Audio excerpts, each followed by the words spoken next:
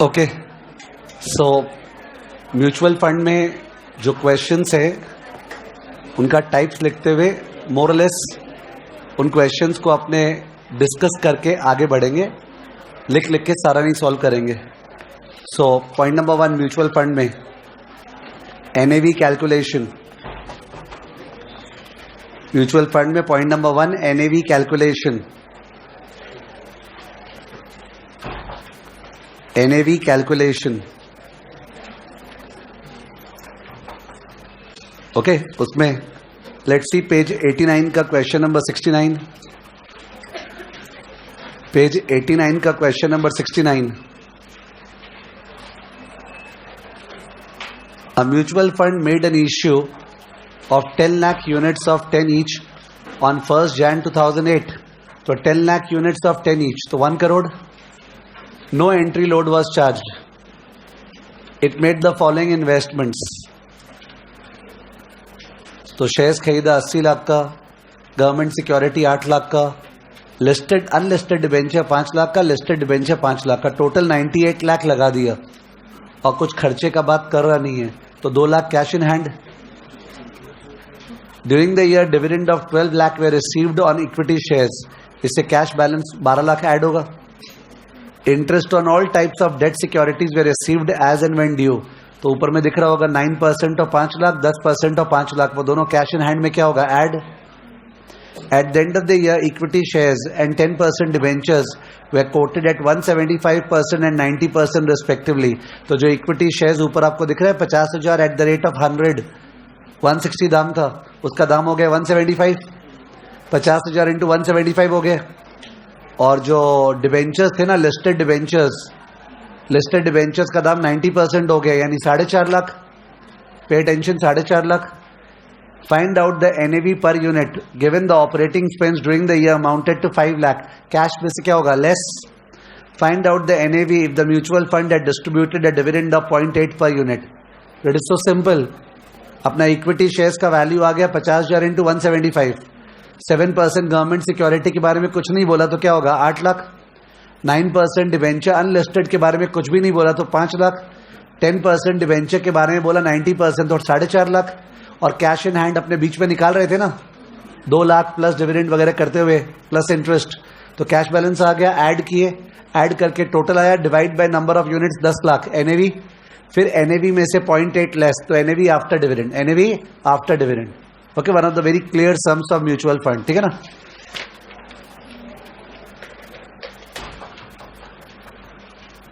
Next,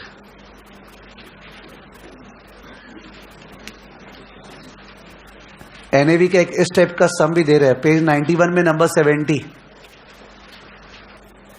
इस सम को देखें। ऑन 1 अप्रैल 2012, पेज 91 में है, जो लोग बाद में एंटर किए। ABC mutual fund issued 20 lakh units at 10 पर यूनिट। तो यानी कि 200 लाख कलेक्ट हुआ। रेलेवेंट इनिशियल एक्सपेंसेस 12 लाख, बचा 188। It invested the funds so raised in capital market instruments to build a portfolio of 185 lakhs. So cash in hand 3 lakh. During the month of April 2012, it disposed of some of the instruments costing 60 lakh for 63 lakh. ठीक है? And used the proceeds in purchasing the securities for 56 lakh. Okay, 60 lakh का 63 लाख पे बेचा और उससे 56 लाख का नया security खरीद लिया। Fund management expenses for the month of April 8 lakh, of which 10% was in arrear. तो 7.2 lakhs पे किए है और 0.8 lakh liability हो गया।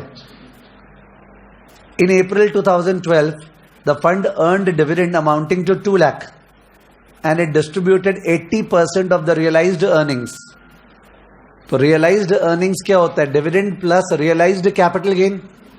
realized earning क्या होता है, dividend plus realised capital gain. Please understand, जो अनरियलाइज्ड कैपिटल गेन है वो वाला है जिसका दाम बढ़ गया पर बेचे नहीं है, उसका बात नहीं कर रहा, रियलाइज्ड का बात कर रहा है। तो आपको दिखा 60 का 63 पे बेचे थे, 60 का आपने 63 पे बेचे थे, that was what, realised 3 lakh. और नीचे में 2 लाख डिविडेंड, तो 3 और 2 क्या, 5।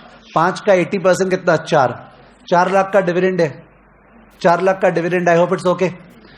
On 30th April 2012, the market value of the portfolio was 198 lakh. तो जो भी पोर्टफोलियो बचा उसका market value 198 lakh. Mr. Akash, an investor, subscribed to 100 units on 1st April and disposed them at closing NAV on 30th April. What was the annual rate of earning? तो mister आकाश का annual rate of earning निकालना है, तो उसके लिए अपने को 30 अप्रैल का एनएवी चाहिए. सबसे इंपॉर्टेंट इंफॉर्मेशन तो बता दिया कि 30 अप्रैल को जो value of the portfolio 198 lakh है. क्या है? 198 लाख. इसमें कैश इन हैंड क्या होगा? ऐड. इसमें जो कैश इन हैंड ऐड होगा और आउटस्टैंडिंग लायबिलिटी क्या होगा? लेस. तो देखा जाए तो केवल दो आइटम पता लगाना है, एक तो कैश इन हैंड और दूसरा क्या? Outstanding liability. ये दोनों आइटम निकाल लें तो अपना एनएवी निकल जाएगा. ठीक है, एक बार कैश इन हैंड डिस्कस कर रहे हैं, शुरू से बताना वर्बली, आंसर की तरफ तो ध्यान ही मत देना. ठीक है, तो कैश इन हैंड जो है उसमें अपना शुरू में 3 लाख था. 3 lakh is okay with you? 3 lakh था. उसके बाद अपने पास 63 आया, 56 गया. 3 + 63 - 56 10. 10 लाख में से 7.2 लाख गया. 7.2 दिख रहा होगा आपको. 8 लाख का 90%, 7.2 लेस किए. लेस करने के बाद 2 लाख आया. ऐड 2 लाख, ऐड 2 लाख और -4. ऐड 2 -4 क्या? 80,000 कैश इन हैंड आ रहा है. ये मैच हो रहा है क्या अपना? क्लोजिंग कैश बैलेंस 80,000 मैच हो गया. देख लीजिए, वही दिख रहा है बीच में 0.8 दिख रहा होगा. फॉलो करोगे तो अच्छा ही लगेगा, लीड करोगे तो अच्छा लगेगा. करने के बाद हाँ 0.8. तो 80,000 कैश इन हैंड सबसे इंपॉर्टेंट आइटम आ गया. तो कैश इन हैंड 0.8 लाख अपने 198 में ऐड कर दिए. अपने अपने स्टाइल से कर रहे हैं. 198 + 0.8, 198.8. और आउटस्टैंडिंग लायबिलिटी क्या करना है? लेस. लायबिलिटी भी 0.8 ही था, तो लेस हुआ, तो क्या बचा? 198. Divide by initial units 20 lakh, divide by 20 lakh. तो एनएवी क्या आया? 9.9 मैच हो गया. तो it's so easy, you are doing it yourself. 9.9. तो मिस्टर आकाश जो, डोंट टर्न द पेज, एक बार टर्न बैक.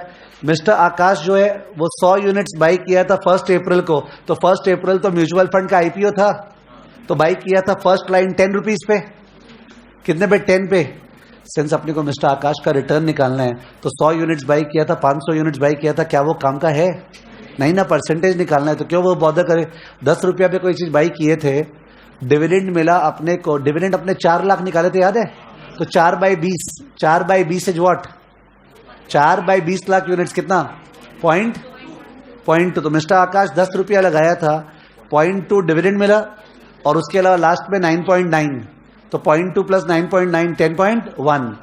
तो मिस्टर आकाश को 0.1 का फायदा हुआ. कितना? 0.1/10 × 100. 0.1/10 × 100 इक्वल टू व्हाट? 1%. ठीक है, तो 1% उसका रिटर्न है. Annualised return 12%. आंसर देखो नेक्स्ट पेज में.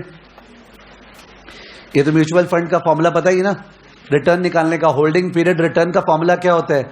डिविडेंड प्लस इस सब में नहीं लग रहा है, पर जनरल फॉर्मूला क्या होता है? Dividend plus capital gain distribution, dividend distribution plus capital gain distribution plus change in NAV divide by beginning NAV into 100. तो डिविडेंड डिस्ट्रीब्यूशन और कैपिटल गेन डिस्ट्रीब्यूशन मिला के ही तो 4 लाख था. Dividend distribution, capital gain distribution 4 lakh था, जो पर यूनिट 0.2 था. और चेंज इन एनएवी इज 9.9 - 10 और divided by beginning NAV into 100. It's 1%. समझ गए? बहुत इजी सम है. ठीक है, it's a very very simple sum and then you can show it in your own way. 2 चीज केवल निकालना था, कैश इन हैंड और आउटस्टैंडिंग लायबिलिटी. ठीक है, next 71. I hope you are comfortable जो अपने डिस्कस करें जिस तरह से, बिकॉज म्यूचुअल फंड कैसे लिख के नहीं कर सकते सारा. ठीक है, based on the following data estimate NAV on a per unit basis of a regular income scheme of a mutual fund. फिर से एनएवी का सम है. Listed shares at cost 40 lakh. Okay, listed shares at cost 40 lakh. और एक बार table के बाद में एक लाइन दिया है, वो देखना. All the listed equity shares, दिखा आपको?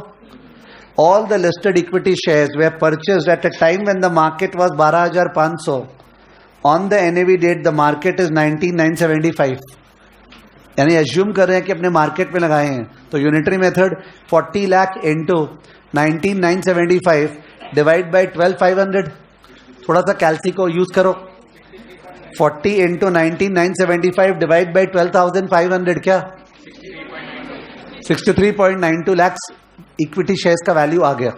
अपने को सब चीज का वैल्यू निकालना है। 63.92 लैक्स कैश इन हैंड, तो अपने को तो 31/3 को निकालना है ना, और वही तो as on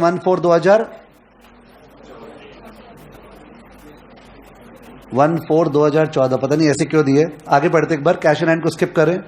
bonds and debentures at cost of these bonds not listed and coated, लगता है वो नेक्स्ट लाइन में आएगा। Bonds and debentures at cost I think 8.96 है, और उनमें not listed and not coated क्या है 2.5। ओके समझे, 8.96 में 2.5 मिला हुआ है। 8.96 का बॉन्ड है जिसमें अनलिस्टेड एंड अनकोटेड 2.5 है, बाकी का लिस्टेड है। इनके बारे में डिटेल्स क्या है नीचे चेक कर रहे हैं। नीचे में शेयर्स वाले के बाद there has been a diminution of, देखा 15% in unlisted bonds and debentures. तो अनलिस्टेड में 15% डिमिनिशन है, तो 2.5 कितना बन गया 2.5 इंटू 0.85 2.125। आगे लिखा है नीचे में last line, listed bonds and debentures carry a market value of 7.5 lakh. तो बहुत ही अच्छा, यानी कि अपना बॉन्ड्स का वैल्यू हो गया 7.5 लाख और 2 पॉइंट क्या बोले 125, ये बॉन्ड्स का। इक्विटी का कितना निकाला था आपने उस समय 63.92। अभी तक ये हिसाब आया है इक्विटी का, लिस्टेड बॉन्ड्स का, अनलिस्टेड बॉन्ड्स का। कैश इन हैंड सरप्राइजिंग लग रहा है कि मिस प्रिंटिंग है क्या। आगे देखें, other fixed interest securities at cost 9.75, इनके बारे में नीचे कुछ लिखा है क्या। Yes, current realisable value of fixed income securities is 96.5, देख रहे हो। तो उनका रियलाइजेबल वैल्यू दिया है, और ऊपर दिया है other fixed interest securities at cost.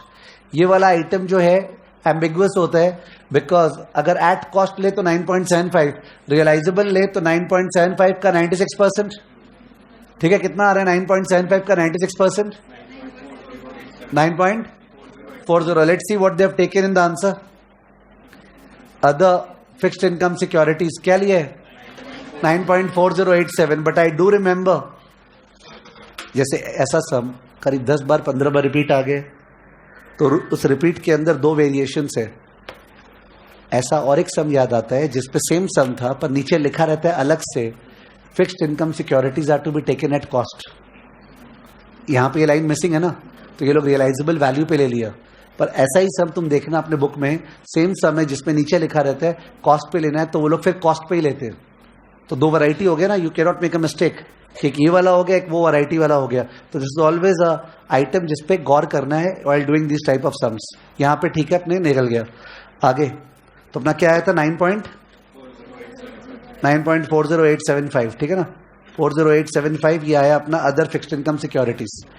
Next है डिविडेंड अक्रूड एसेट है, जो अपने शेयर्स बाई कर रखे उस पर डिविडेंड अक्रूड एसेट है। उसके बाद अमाउंट पेबल ऑन शेयर्स तो लायबिलिटी है, एक्सपेंडिचर अक्रूड भी क्या है लायबिलिटी है। तो अब इसका मतलब इस सब में जो कैश इन हैंड दिया है वो भूल के प्रिंट कर दिया है वो, क्योंकि अगर वो ओपनिंग कैश बैलेंस होता, ये सम ही नहीं है ओपनिंग टू क्लोजिंग का, ये सब में तो सब चीज क्लोजिंग ही दिया हुआ था, तो बाय मिस्टेक है वो, तो कैश बैलेंस वही ले रहा हूं। क्या था कैश बैलेंस 5, ओके। ओ ऑपरेटिंग एक्सपेंसेस, कौन सा वाला पार्ट, और didn't read operating expenses, last line में स्किप हुआ। Operating expenses paid during the year 2.24, but it is surprising that opening cash balance अगर है 1 साल पहले का, उसमें क्या केवल एक ही आइटम होगा, कौन सा ऑपरेटिंग एक्सपेंसेस। यहां तो ये होना चाहिए कि कैश बैलेंस है अपना एंड का, पर जैसे ट्रायल बैलेंस में होता था ना कि ट्रायल बैलेंस दिया हुआ नीचे कुछ एडजस्टमेंट समझते थे, इसका मतलब एडजस्टमेंट करना है, रिमेंबर। तो वैसा माने तो ठीक है सर, कैश बैलेंस एंड का ही दिया है, पर नीचे में जो आइटम दिया है शायद उसको एडजस्ट नहीं किया होगा, है ना। तो इन दैट केस वैसे समझे तो 5 माइनस 2.24 कितना 2.76। Operating expenses paid during the year 2.24 था, तो 5 माइनस 2.24 कितना हो गया 2.76। तो ये अपना पूरा एसेट्स आया, ये पूरा एसेट्स आ गया, और इन एसेट्स में से लायबिलिटी लेस होगा, वो 2 लायबिलिटी है कितना 13.54 और 1.76, ठीक है। तो क्या आ रहा है कैल्सी में 63.92 प्लस 7.5 प्लस 2.125 करो डायरेक्टली कैलसी में, एकदम आंसर लास्ट में मैच होता है ना, कॉन्फिडेंस आते हैं। प्लस 9.40875 प्लस 1.95 प्लस 2.76 और माइनस 13.54 एंड माइनस 1.76 जो आया, क्या आया? ओके, माइनस करने के बाद दो आइटम क्या आया? 72.36 अप्रॉक्स। और नंबर ऑफ यूनिट्स कितना था? Number of units 2 lakh. कहां दिया हुआ है?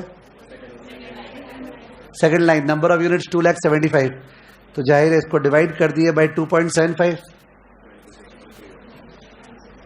तो क्या आया? 26.31।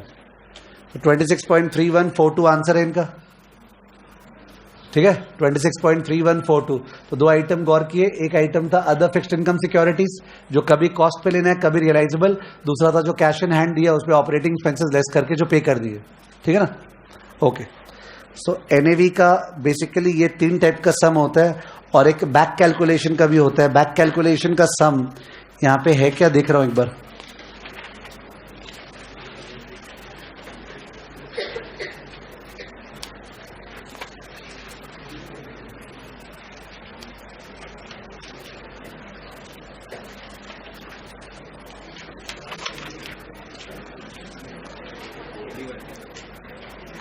बैक कैलकुलेशन सम नंबर 81 है, 81 में आ जाओ।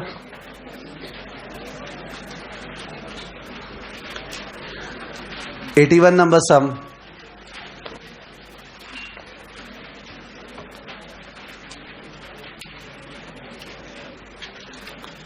ओके, सम देख रहे हैं। On 1 July 2010 mister x invested ₹50,000 at initial offer in mutual fund at a face value of 10 per unit. On 31st March 2011, a dividend was paid at 10%. So 10% of 10 is what? 1.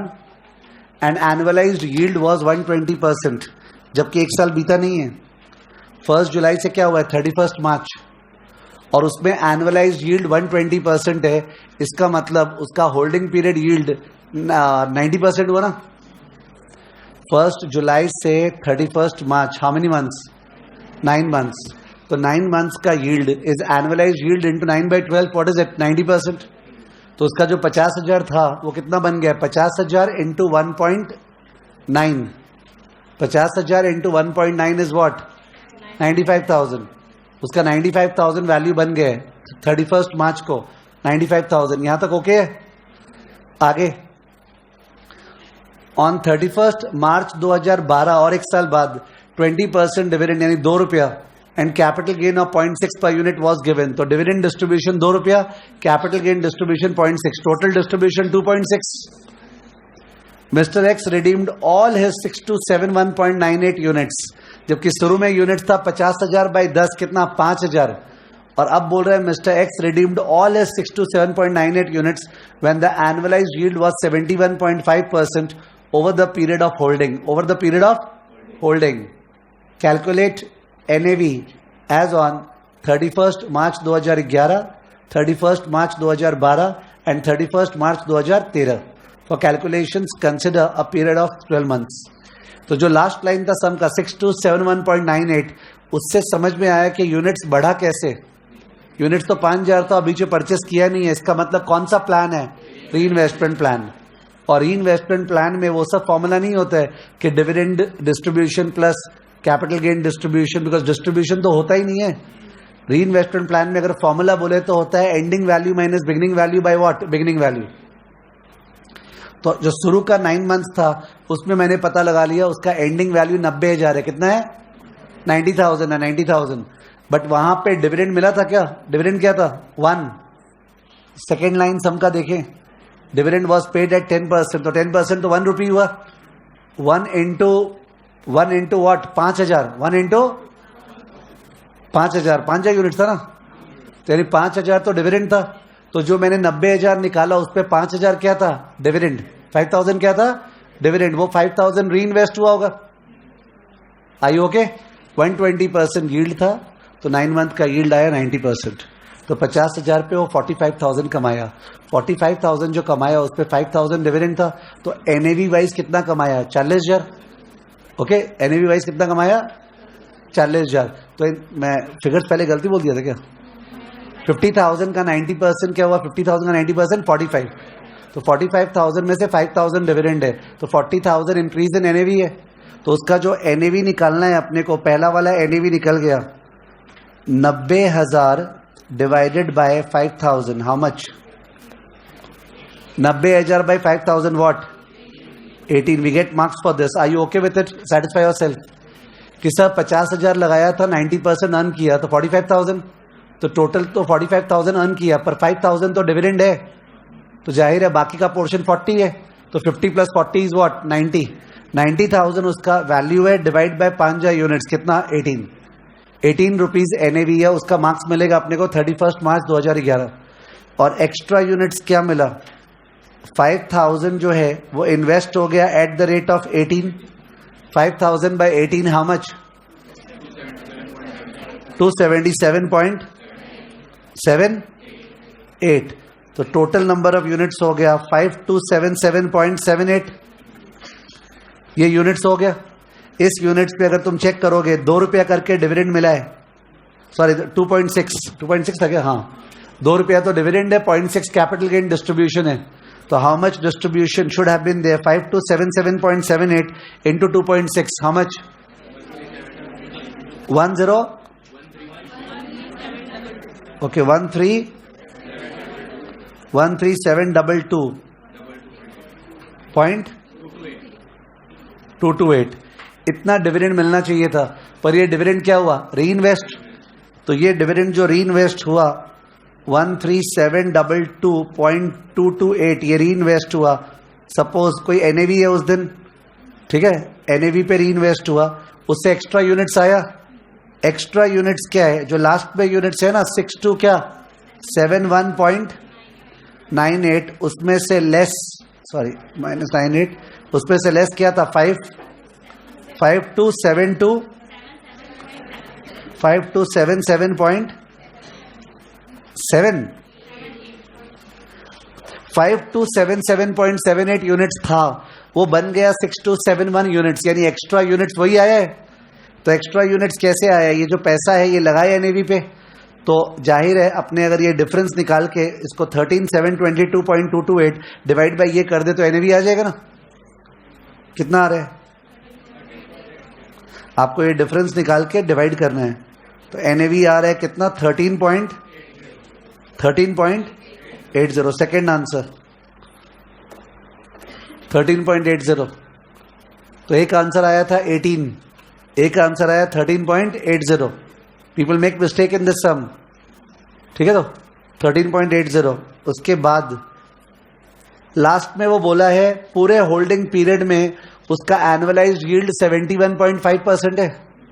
पूरा holding period क्या हो गया? I think 9 months plus 2 years, correct है? 9 months plus 1 year plus 1 year, total में 2 years 9 months है। उसका return 71.5% है। तो I am thinking this way, ending value minus 50,000 divide by 50,000 into 100, ठीक है। ये होल्डिंग पीरियड रिटर्न हुआ, पर एनुअलाइज्ड रिटर्न दिया हुआ है, तो एनुअलाइज्ड रिटर्न के लिए into 12 divide by how many months? 33 months का रिटर्न उसका टोटल है। अपने को 12 मंथ्स का रिटर्न, तो 12 मंथ्स का रिटर्न जो है वो दिया हुआ है कितना? 71.5। उससे we have to solve for ending value. Ending value जो भी है -50,000 by 50,000 into 100 into 12 by 33 equal to 71.5। तो we have to find out the ending value. तो ending value -50,000 by 50,000 equal to क्या आ रहा है ये 71.5 डिवाइड बाय इंटू 33/12 और डिवाइड बाय 100. 71.5 इंटू 33/12 और जो आया डिवाइड बाय 100 1.966. तो in that case ending value equal to what? Ending value कितना? 148,312.5. 148,312 एंडिंग वैल्यू है उसका. 148,312 कितने यूनिट्स का है ये? 6277. तो एनएवी निकाल दिए. 148,312.5 डिवाइड बाय क्या था? 6271.98. बोलिए एनएवी क्या? 23.65. मैच हुआ है क्या सारा? 23.65. ओके, बट सब में people commit mistake. Okay, device का 50,000 था, उस पर 90% अर्न किए 45,000, पर 45,000 में 5,000 डिविडेंड, तो 40,000 50 प्लस 40 90,000 डिवाइड बाय 5,000 18 रुपया. First answer. फिर जो 5,000 यूनिट्स था उस पर डिविडेंड मिला, सॉरी उसको री इन्वेस्ट किए 5,000 रुपया को, 5,000 बाई 18 तो यूनिट्स बढ़ गया 5 टू समथिंग.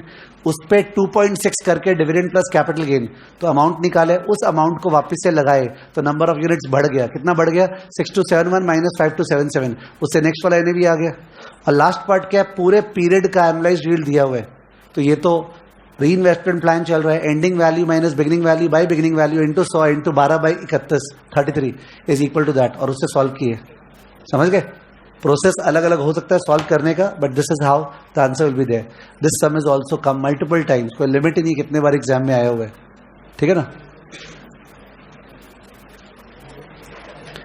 तो नॉर्मली इस सम में मेरा जो देखा हुआ है, जो मैं देखता हूं खासकर जब कोई पेपर भेजते हैं स्कैन करके, कहीं ना कहीं गलत किया रहता है. People don't do it right. ठीक है? तो you will have to try solve, get the answer to get confidence that yes I can do it right. तो ये NAV का बैक कैलकुलेशन वाला सम था. फिर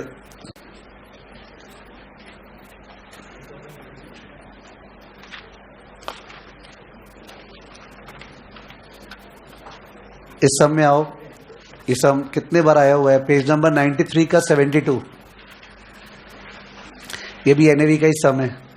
पेज 93 का 72. पेज 93 का 72.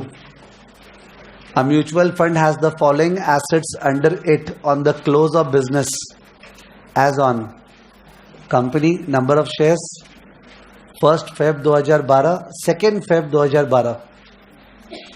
एक म्यूचुअल फंड का ये पोर्टफोलियो है. Total number of unit 6 lakh. Calculate NAV. समझ गए होंगे अपने को. 20,000 into 20 plus 30,000 into 300 12.4 plus 20,000 into 361.2 plus 60,000 into 505.1. ये वैल्यू आ गया और divide by what? 6 lakh. Because कोई लायबिलिटी या कैश इन हैंड दिया हुआ नहीं है, तो टेबल बना के एनएवी निकल जाएगा. निकल गया. आगे assume one mister A submits a check of 30 lakh to the fund and the fund manager of this company purchases 8,000 shares of M and the balance is held in bank. In such a case, what would be the position of the fund? तो fund का वैसे तो conceptually NAV क्या रहेगा? Same, क्योंकि mister A से कोई entry load वगैरह चार्ज थोड़ी कर रहा है. तो क्या न्यूमरेटर में पैसा आ गया वगैरह और डिनोमिनेटर में यूनिट्स बढ़ गया, एनएवी क्या रहेगा? सेम. बट दिखाना पड़ेगा ना. तो दिखाने के लिए जो अपने ऊपर इन्वेस्ट किए 8,000 इंटू 300 12.4 दिखा. एम का 8,000 शेयर बाई किए ना. 8,000 इंटू 300 12.4 कितना आ रहा है? 24,99,200. 24,99,200 इन्वेस्ट कर दिया 30 लाख में से, तो कैश इन हैंड आ गया 5,08,000. 5,08,000 कैश इन हैंड आ गया. तो अपने एसेट्स में ऊपर में 5,08,000 कैश इन हैंड ऐड हो जाएगा और 24 लाख समथिंग इन्वेस्टमेंट में ऐड हो जाएगा. और नीचे में नंबर ऑफ यूनिट्स कितना ऐड होगा? नंबर ऑफ यूनिट्स में होगा 30 lakh divided by NAV. 30 lakh रुपया दिया डिवाइड बाय एनएवी, उतना यूनिट्स 6 लाख यूनिट्स पे क्या हो जाएगा ऐड, तो उससे अपना एनएवी सेम आएगा। देखो आंसर पीछे,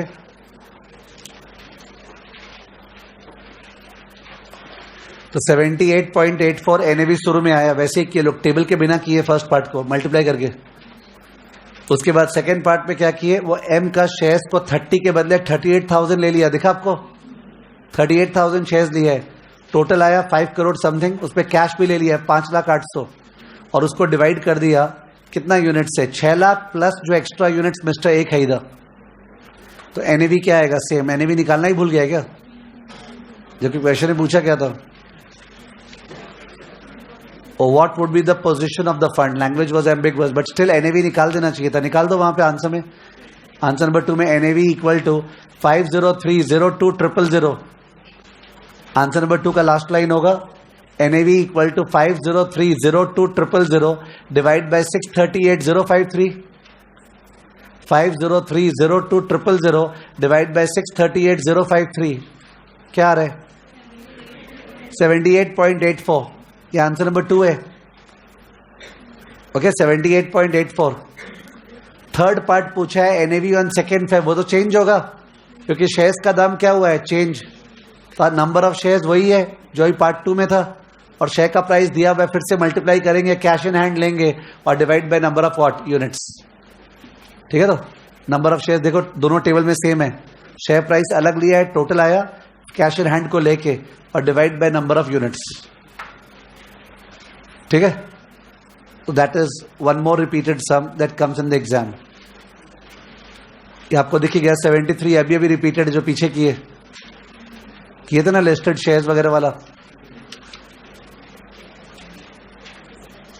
ठीक है, तो पॉइंट नंबर 2 आते हैं म्यूचुअल फंड में, एनएवी टाइप्स हो गया। पॉइंट नंबर 2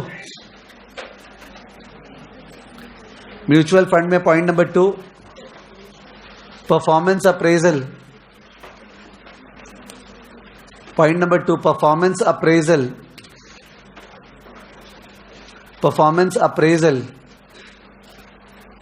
परफॉर्मेंस अप्रेजल में 2 सम्स है, उनमें से एक सम ज्यादा बढ़िया है, वो वाला डिस्कस कर रहे हैं।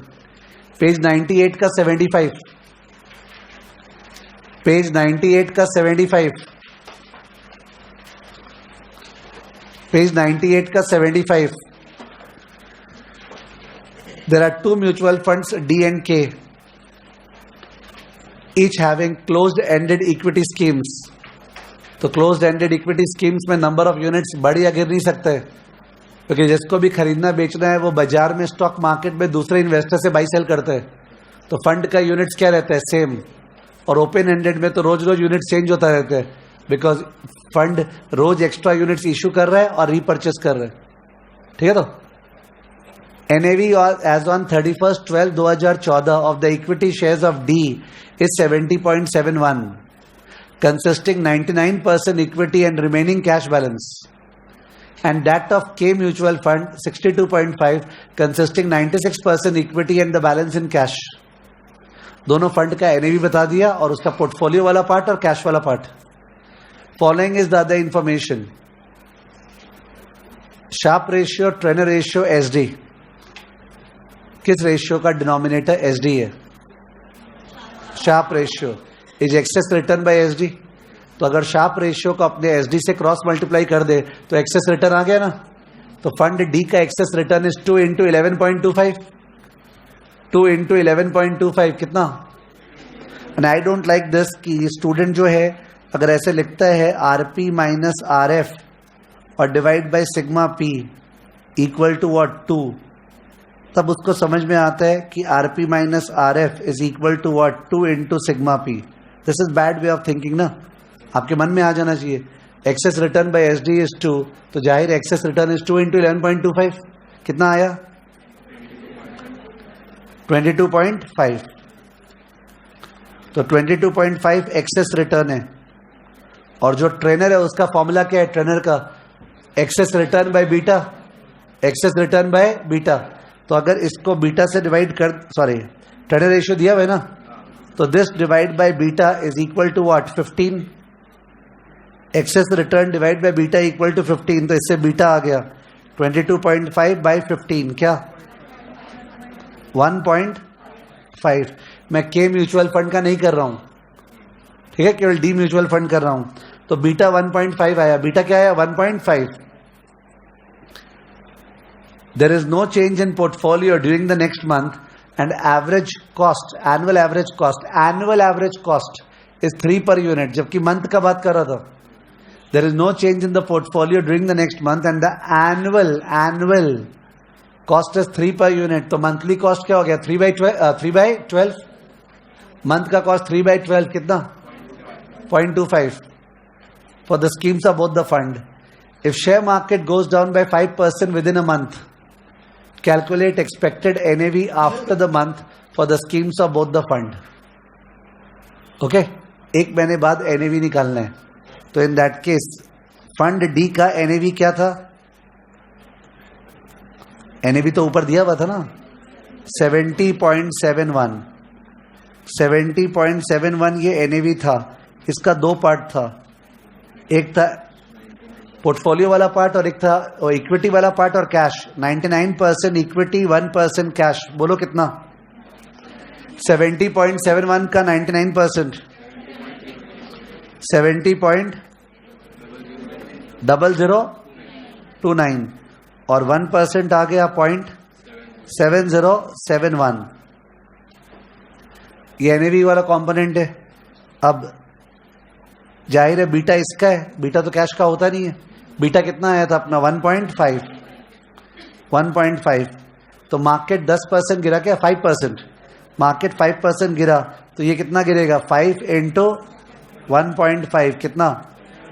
7.5% डाउन, बिकॉज मार्केट 5% गिरा। तो उस केस में एनएवी हो गया 70.0029 माइनस 7.5%। 70.0029 माइनस 7.5% क्या? 64.7526। ठीक है, ये आया NAV of the equity portion. और जो कैश पोर्शन है एक बार वो सेम ले लेते हैं। 0.70 क्या था? 71 और उसमें से एक्सपेंसेस लेस कर देते हैं। एक्सपेंसेस क्या था? 0.25। Equity component plus cash minus expenses क्या आया? NAV 65.2097। 65.2097। Did you understand? NAV को स्प्लिट किए, बीटा दिया हुआ था उसके हिसाब से गिराए और कैश में से एक्सपेंस लेस किए। 65.2097 मैच हो रहा है अपना। 65.209721। ओके, 65.21। कॉन्सेप्ट वाइज बात करूं ना, कॉन्सेप्ट वाइज तो एकदम गलत सॉल्यूशन है कॉन्सेप्ट वाइज। क्यों? बिकॉज जो ट्रेनर रेशियो या शार्प रेशियो था वो तो पूरे फंड का था including cash. Okay, to understand please understand something. बताना तो 80 लाख रुपया मेरा इक्विटी में लगाया हुआ है, उसका बीटा 2 है, बीटा 2 है। और 10 लाख रुपया मेरा कैश है, उसका बीटा क्या है? 0। मैं बोलूंगा मेरे को पूरे फंड का बीटा बताओ तो क्या करोगे? 80 into 2 plus 10 into 0 divided by 90 क्या आया? वो 1.78 आया। 80 लाख का बीटा 2 है, 10 लाख का बीटा 0 है, सही है, पर पूरे फंड का बीटा 1.78। इस जब फंड का शार्प रेशियो निकाला होगा या ट्रेनर रेशियो, वो तो इसी बीटा से निकाला होगा। बिकॉज ये थोड़ी कि Sharpe ratio of the equity portion या Treynor ratio of the equity portion थोड़ी है, Sharpe ratio of the fund है।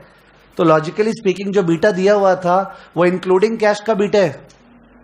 समझ गए? पूरा एनएवी को सीधा गिराना चाहिए था 7.5%। बट वही बात है, अपने धरती पे रहे। जब सब में दिख रहा है वो इक्विटी और कैश बोला है, इसका मतलब उसका मन समझ में आ रहा है, वो चाह रहा है इक्विटी को निकाल के गिराए, नहीं क्या? मैं क्यों बोल रहा हूं? बिकॉज कोई ना कोई धुरंधर होगा जिसके माइंड में ये सब चढ़ जाए। ठीक है कि सर ये तो ओवरऑल बीटा दिया, ऑब्वियसली वो लेना चाहिए। होता है 1 out of 1000। ठीक है, तो there are people, because what is the problem? You are thinking actually you are good from the point of view of real life. ठीक है, तो you did not think wrong, but you have to be realistic in terms of वो क्या चाहता है। पूरा दिख रहा है उसका चाहत कि वो इक्विटी अलग करके वो चाह रहा है कि अपने उसको गिराए और कैश को सेम रखे वगैरह। ठीक है, I said this because a student called me up to discuss this, ठीक है, बिकॉज मैं तो इतने सालों में क्या फिर अपने आप को रिकंसाइल कर लिया, ज्यादा नहीं सोचना है, ठीक है। वो बोला देर एक्सप्लेन टू हिम कि tell me something by reading the sum, did you understand that वो लोग चाह रहे हैं इक्विटी को अलग करके वो गिराए। ही एक्नॉलेज दैट सा, ये क्लियर था कि वो लोग यही चाह रहे हैं, तो जो वो चाह रहे हैं उनका चाहत पूरा करें, ठीक है, तो गड़बड़ नहीं करे, प्रॉब्लम हो जाएगा। आप लोग के ध्यान में नहीं आया बिकॉज अपने तो रिदम में सम्स करते जा रहे हैं, but you must have understood what I was saying. Try to give the solution which you are understanding they are wanting, and if there is still a problem, ambiguity, you may give a note, ठीक है। Note दो तरह से होता है, एक होता है ऑल्टरनेट सॉल्यूशन कर दिए और एक होता है ऑल्टरनेट सॉल्यूशन इंडिकेट कर दिए। वो डिपेंड करता है साइज ऑफ द सम पे।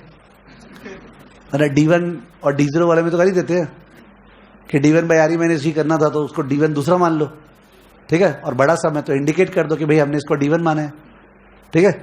नोट, assumptions, ये सब SFM पेपर में हमेशा से बहुत ज्यादा इंपॉर्टेंट है, इसलिए सम के बाद स्पेस छोड़ना चाहिए। When you do the solution, space हर सम के बाद छोड़ो, so that you can come back to it towards the end and write some note और assumption in case you get the time. ये ज्यादातर किस में होगा? इजी पेपर में।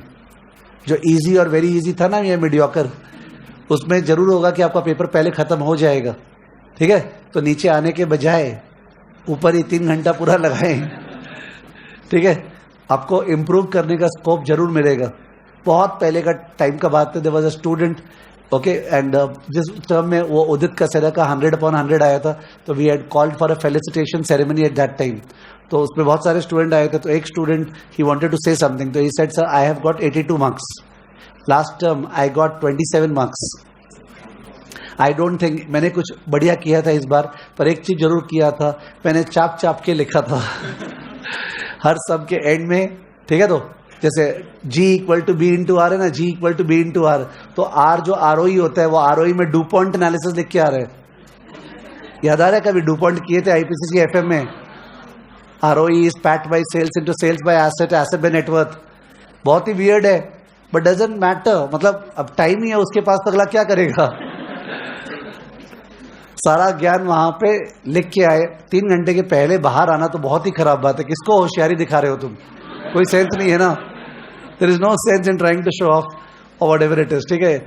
यू गॉट टू यूटिलाइज, आप स्पेस छोड़ो उसके बाद, और क्या पता आपका पहले खत्म हो जाए, आपको दिखेगा कहीं कहीं जहां पे आपने कुछ अजम्पशंस लिया है, कहीं आंसर नहीं मैच होगा, तो because of which clarify that and you will be on the safe side. In fact मेरे को तो लगता है अजम्पशन शुरू में ही होनी चाहिए। कहां पे?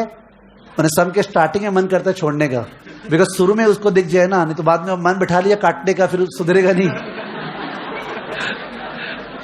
It is all the psychology of the examiner, ठीक है। तो स्टार्टिंग में ही हो असम्पशन तो बेटर है, देख भाई शुरू में देख दिया, उसके बाद सॉल्यूशन चेक कर रहा है, क्योंकि इन लोग को बार बार बोला जाता है, मैंने I don't check papers, but obviously जो मेरे बाकी फैकल्टीज है, okay, they check papers, they tell me that they are told again and again that अगर स्टूडेंट ने नोट लिखा है या ऐसे लिखा है तो आपको वो जरूर देखना है। तो they know one thing, guideline is what? Note, ठीक है।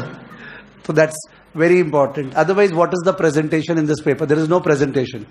आप टेबल बनाओ, आप एक्सप्लेन करके लिखो, you get full marks in that, ठीक है ना। Okay, so this was Sharpe and Treynor का सम। मैंने शार्प ट्रेनर का इजी वाला सम छोड़ दिया, दैट वाज पेज नंबर 96 का 74, दैट आई लेफ्ट बिकॉज में डायरेक्ट डेटा दिया हुआ है, ठीक है। Point number 3, return calculation. Point number 3, return calculation. Return calculation, तो रिटर्न कैलकुलेशन का 3 टाइप का सम है। लेट्स सी, पहले देख रहा हूं पेज 101 का 77, पेज 101 का 77, ये वाला सम मेरे ख्याल से मई 18 पेपर का है। कौन सा? मई 18 पेपर का। मई 18 पेपर में क्या हुआ था कि स्टूडेंट, माने पेपर होने के बाद स्टूडेंट कॉल्ड मी अप, ठीक है, तो माने after 2-3 months and she said कि sir when I was doing the paper, देखते ही आई वाज फीलिंग ये तो पीएम का है, इसका मतलब पीएम की भक्त है, समझ में आ गया। तो पीएम का सम आया और चालू करते हैं, अंदर जाके पता नहीं हो रहा नहीं है, देख के लग रहा है पीएम का, अंदर जाके हो रहा नहीं है। क्या किया था उसमें, 2-3 क्वेश्चंस दिया था पीएम का, पर अंदर में ट्विस्ट था, मैंने कुछ हटा के कुछ और दे दिया, समझ गए? तो जो एकदम पूरा का पूरा लर्न कर रखा है ना, उसका तो दिक्कत होगा, ठीक है? तो अरे वैसे जो होता है ना, because they are twisting it just common sense. ये वाला सम जो 77 है, ये एफआर के पेपर में, किसमें? एफआर प्लस एसएफएम के पेपर में मिला मिलो के 25 या 50 बार तो आया हुआ है ये सम। इनफैक्ट ऐसा भी टर्म्स है जिनमें कल आपका एसएफएम में आया, परसों एसएफएम में, और सॉरी एफआर में आया, फिर क्या एसएफएम में, same term, it has happened, it came in the FR paper and 2 दिन बाद फिर से एसएफएम में, समझ गया? इतना ज्यादा रिपीटेड सम है ये वाला सम, और इसको पहली बार ये लोग चेंज किया, ठीक है? Let's see.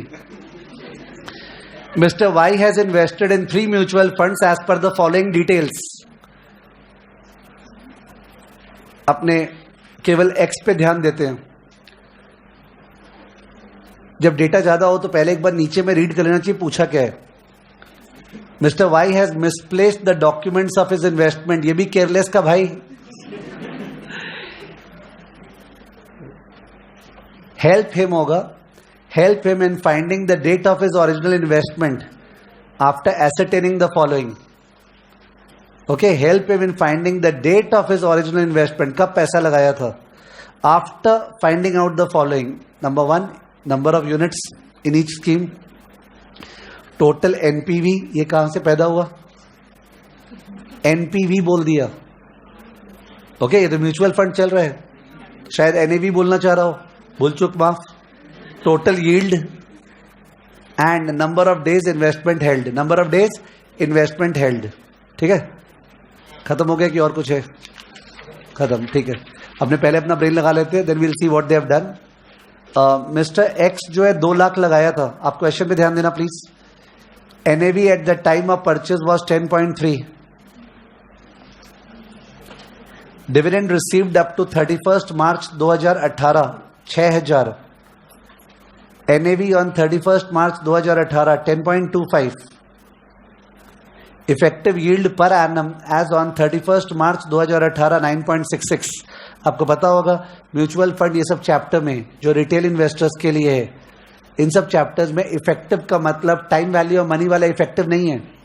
जैसे कल से जब बात कर रहे थे, जब से क्लासेस कर रहे हैं ये वाला रिवीजन क्लासेस, तब से बात हो रहा है वो जो ब्लैक शोल्स बाइनोमियल में, याद है आपको? 8% रहेगा और 6 महीने का निकालना है, तो या तो 4 कर दो, या 1.08 पावर हाफ कर दो, या E पावर 0.04 कर दो। कितने बार बात हो गया? तो 1.08 पावर हाफ वहां पे कब करते हैं? जब रेट क्या होता है? इफेक्टिव। पर वो इफेक्टिव उन चैप्टर्स के लिए है, बाकी म्यूचुअल फंड सब चैप्टर में इफेक्टिव यील्ड का मतलब वो पावर वाला नहीं होता है, नॉर्मल होता है, मैंने इंटू करके जो आया, जैसे 6 महीने का आया तो इंटू 2, ठीक है? तो आपने सारा चीज कंसिडर कर लिया, यही चीज इफेक्टिव है, मतलब डिविडेंड प्लस एनएवी इफेक्टिव उस सेंस में। तो इधर में रिटर्न निकाले, अपने वर्बली कर रहे हैं प्लीज। ये 9.66% अर्न किया है, 9.66%, और इसका जो इन्वेस्टमेंट है वो 2 लाख है 10.3 पे, तो नंबर ऑफ यूनिट्स निकालो। तो 2 lakh divide bye 10.3,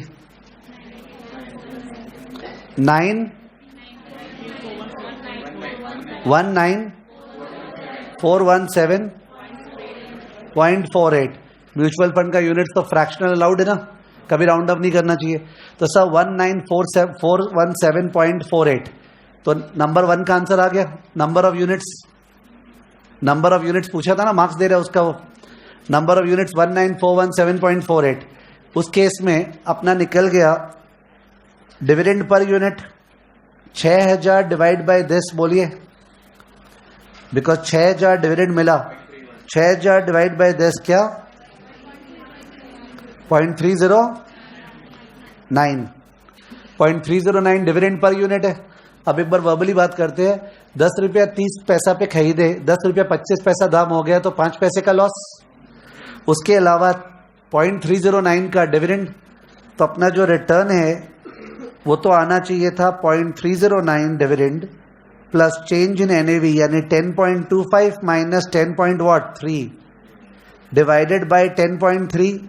satisfy yourself, सही है? Dividend plus change in NAV by beginning NAV, एक बार यहीं पे कर दे रहा हूं, इनटू क्या 100 और इनटू क्या 12 बाय एन,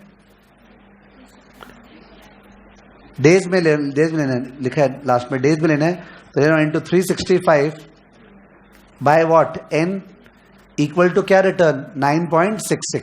समझे?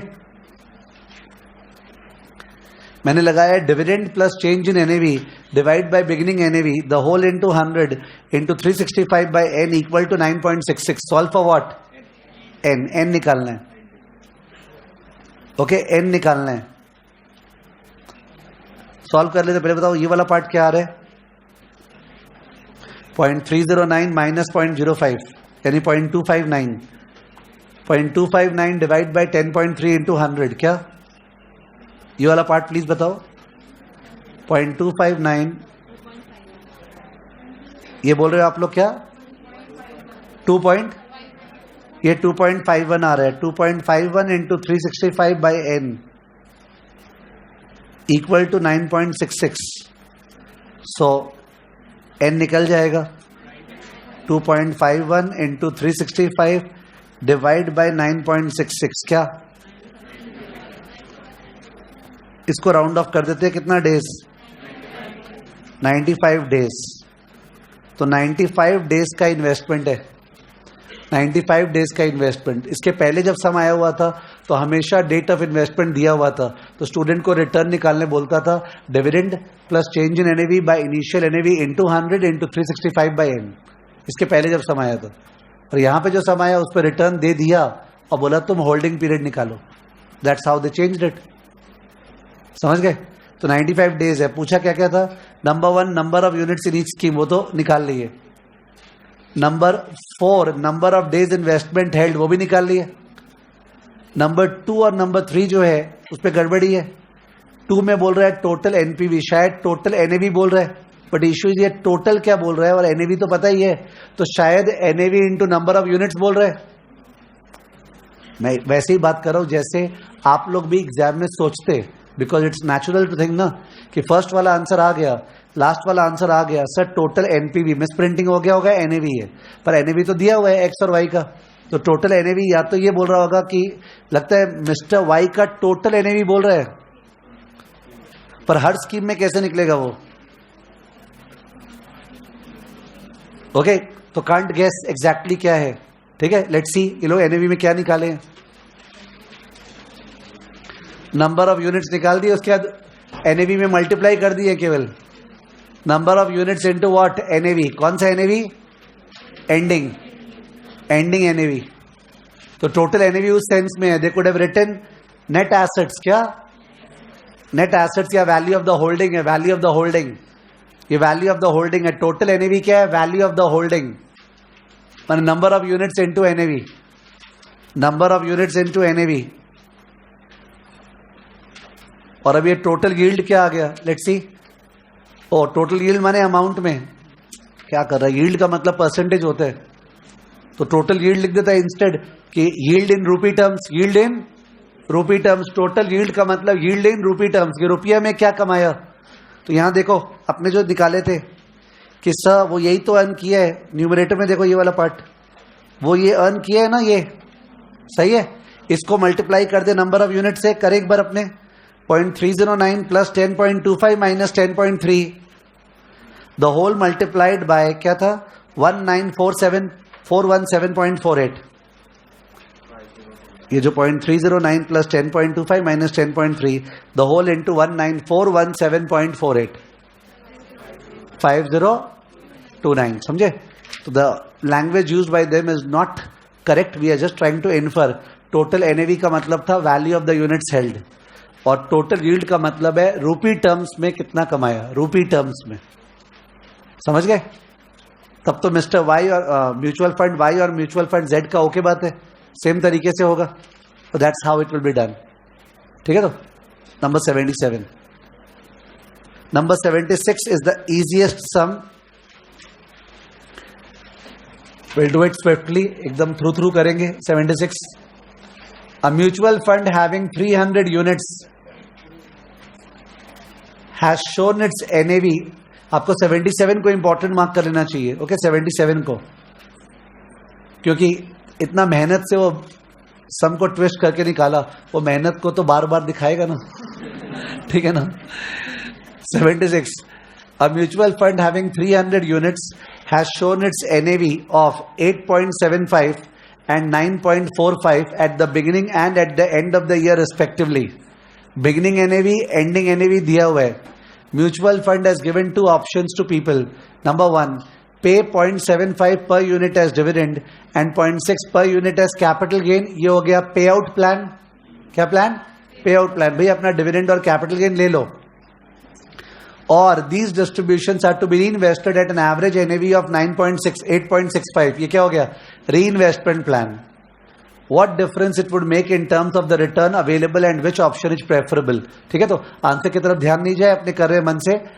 तो डिविडेंड डिस्ट्रीब्यूशन 0.75 है, कैपिटल गेन डिस्ट्रीब्यूशन 0.6 है, तो टोटल हो गया 0.75 प्लस 0.6 कितना? 1.35। उसके अलावा एनएवी ऊपर में 8.75 से 9.45 हो गया। 8.75 से 9.45 कितना? 0.7। तो टोटल अर्न किया ये 1 पॉइंट क्या था ऊपर? 35 प्लस 0.7 2.05, बिकॉज फॉर्मूला होता है dividend distribution plus capital gain distribution plus change in NAV. तो आप लोग का आया है 2.05 divided by beginning NAV, divide bye 8.75 into 100। Okay, divide by 8.75 into 100, what is it? 23.43%। नीचे में आंसर है 23.43%। अगर ये पीरियड 6 महीना होता तो इसको इंटू 2 करते, पर ये साल ही था तो सीधा ही एनुअलाइज्ड आ गया। अब जाके अगर ये 0.75 और 0.6, एक मिनट, 0.75 प्लस 0.6 इसको लेता नहीं है, री इन्वेस्ट करता है। क्या करता है? री इन्वेस्ट। तो इसको मिलना चाहिए था कितना यूनिट्स? 300 ना, सॉरी 300 यूनिट्स पे मिलना चाहिए था। शुरू में 300 यूनिट्स है, तो सर इसको इतना पैसा मिलना चाहिए था जो री इन्वेस्ट हो गया। कौन से रेट पे री इन्वेस्ट हुआ? 8.65। Is it okay with you? जो डिस्ट्रीब्यूशन वाला पार्ट है उसको मैंने निकाल के डिवाइड बाय वो वाला एनएवी कर दिया जिस पे री इन्वेस्ट हुआ। तो what is the extra number of units? 46.82 plus 300, total unit 346.82। तो एंडिंग वैल्यू 346.82 इंटू 9.45, 346.82 इंटू 9.45 क्या? 33, ओके 3277.46। ठीक है, तो ये एंडिंग वैल्यू है, एंडिंग वैल्यू। और बिगिनिंग वैल्यू था 300 इंटू 8.75।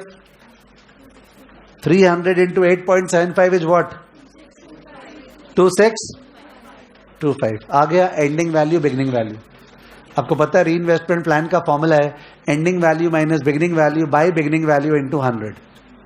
ठीक है, तो रिटर्न होगा this minus this divided by 2625 into 100। Okay, 3277.46 minus 2625 divide by 2625 into 100। What's the answer? 24.86। एक जो खराब लैंग्वेज होता है ना, उस खराब लैंग्वेज में बोल रहा हूं। अगर ये सम कोई राइट नहीं करके आता है तब तो वापस देना पड़ेगा। मतलब it is such an easy sum and it is come so many times. Okay, माने one needs to have a great calibre to do it wrong.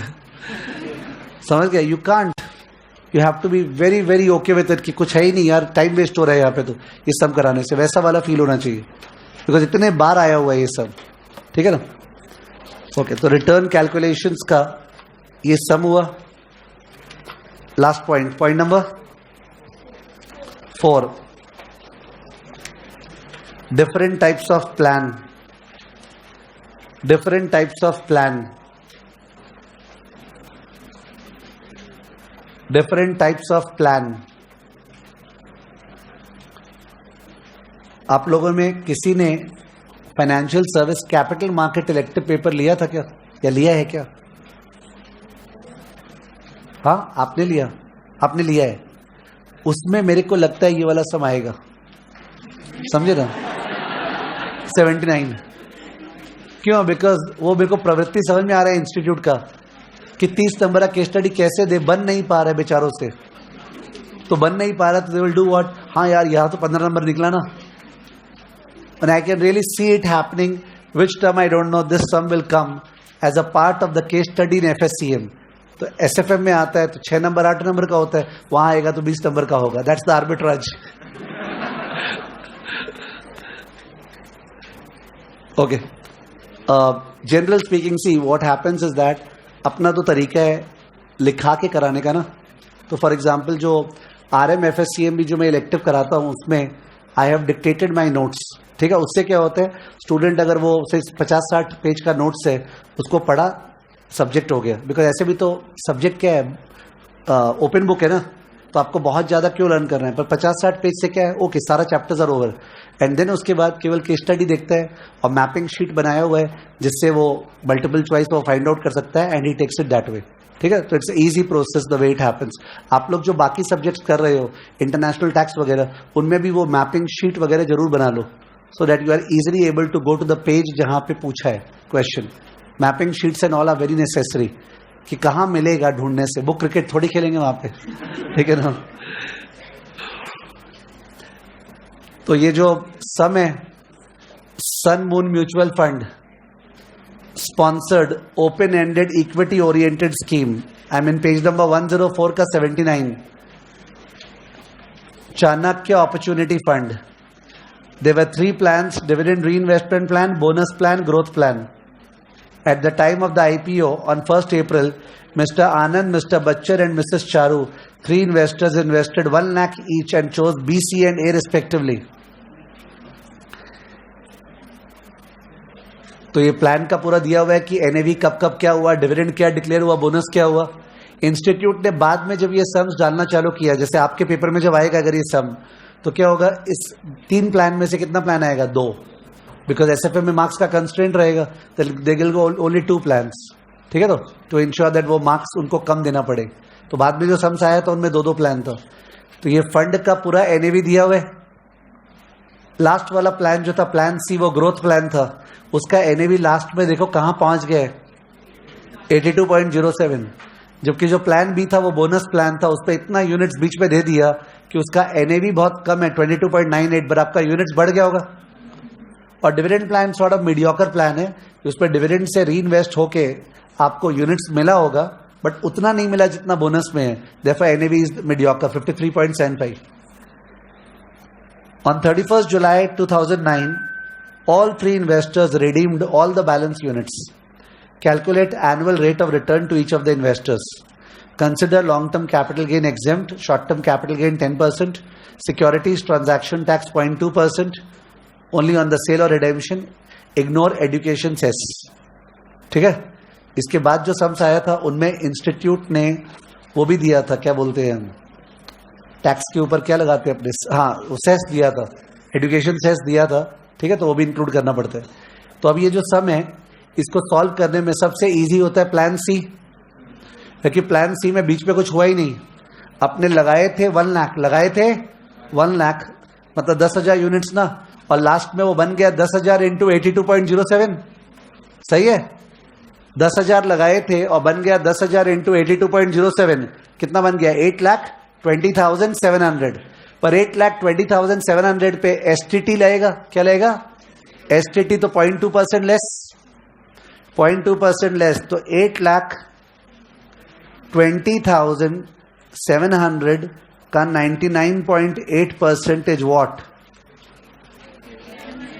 8,19,058। Story over, छोड़ दो 0.6, ठीक है ना। तो 1 लाख लगाए थे, 8,19,058 हो गया। Nothing happened in between. The total period passed is 1st April 99 से 31st July 2009. 1st April 99 से 2009 10 साल, पर देन अप्रैल मई जून जुलाई 4 महीना और 10 साल 4 महीना 10.33 ईयर्स। तो अकॉर्डिंगली एनुअल रिटर्न पूछा है। इन्होंने एनुअल रिटर्न जो है वो अकाउंट्स वाले तरीके से निकाला है, जैसे कैप एंड फ्लोर का आपने कर रहे थे ना उस दिन। कैप एंड फ्लोर का एक सम था, जिसमें इंटरेस्ट हर पीरियड का निकल गया था। फिर मैं बोला इनफ्लो इक्वल टू आउटफ्लो से आर निकालना चाहिए, बट लिखा हुआ था एवरेज इफेक्टिव इंटरेस्ट। तो वो लोग क्या किए थे, सारा इंटरेस्ट को जोड़ दिए और डिवाइड बाय वैसे करके किए थे। इस सब में भी ऐसे ही किया है। अगर 1 लाख बन गया 8,19,000 तो कंपाउंड इंटरेस्ट लगाना चाहिए था ना, कि 1 lakh into 1 plus r power 10.33 equal to 8,19,000 solve for what r. But instead they have done what, कि भाई टोटल कितना कमाया, 7,19,000। कितना कमाया, 7,19,058। किस पे, 1 लाख पे। तो तुम्हारा रिटर्न 719% आ रहा है, पर ये रिटर्न तो 10.33 ईयर्स का है। तो 1 साल का रिटर्न कितना, ये आंसर सही है। 7,19,058 divide by 1 lakh into 100 into 1 by 10.33। I hope 10.33 is okay. 4 months था तो 4 बाई 12.33। क्या आया answer, 69.61% answer. Okay, even though plan C सबसे इजी था, पर प्लान सी पहले करने से फायदा क्या है, तुमको ये समझ में आया प्लान ए और बी में सर थोड़ा झमेला है। क्या झमेला है, बीच में यूनिट्स इंक्रीज हो रहे हैं। खैर वो यूनिट्स इंक्रीज होते होते लास्ट पे जो यूनिट्स होगा, उन यूनिट्स को बाद में तो यही करना है, उसको लास्ट वाला एनएवी से मल्टीप्लाई, जो आया उस पे एसटीटी व्हाट लेस। पर अगर कोई यूनिट्स लास्ट में वो 12 महीने के अंदर अंदर बेचा होगा लास्ट का यूनिट्स, तो उस पर short term capital gain tax लगेगा। तो ओवरऑल प्रोसेस क्या हो गया, बीच का यूनिट्स निकालिए, लास्ट पे पहुंचिए, एनएवी से मल्टीप्लाई कीजिए, एसटीटी लेस कीजिए, फिर देखिए कोई शॉर्ट टर्म कैपिटल गेन है क्या। ओके, वो लेस करके आपका 8 लाख समथिंग आ जाएगा और उसके बाद रिटर्न निकालना है। गलती कहाँ की है सब में, इंस्टीट्यूट ने जो बोनस यूनिट्स है, बोनस यूनिट्स उसका short term capital gain tax निकालते समय कॉस्ट ऑफ एक्विजिशन निल नहीं लिया है। बोनस यूनिट्स पे तो कॉस्ट ऑफ एक्विजिशन क्या होता है, निल, पर कॉस्ट ऑफ एक्विजिशन निल नहीं लिया है। तो that's a mistake, clear cut. ठीक है, तो वन हैज टू डिसाइड कि क्या करना है। They have solved it this way कि वो लोग ने कॉस्ट ऑफ एक्विजिशन लिया है, मैं दिखा रहा हूं अभी।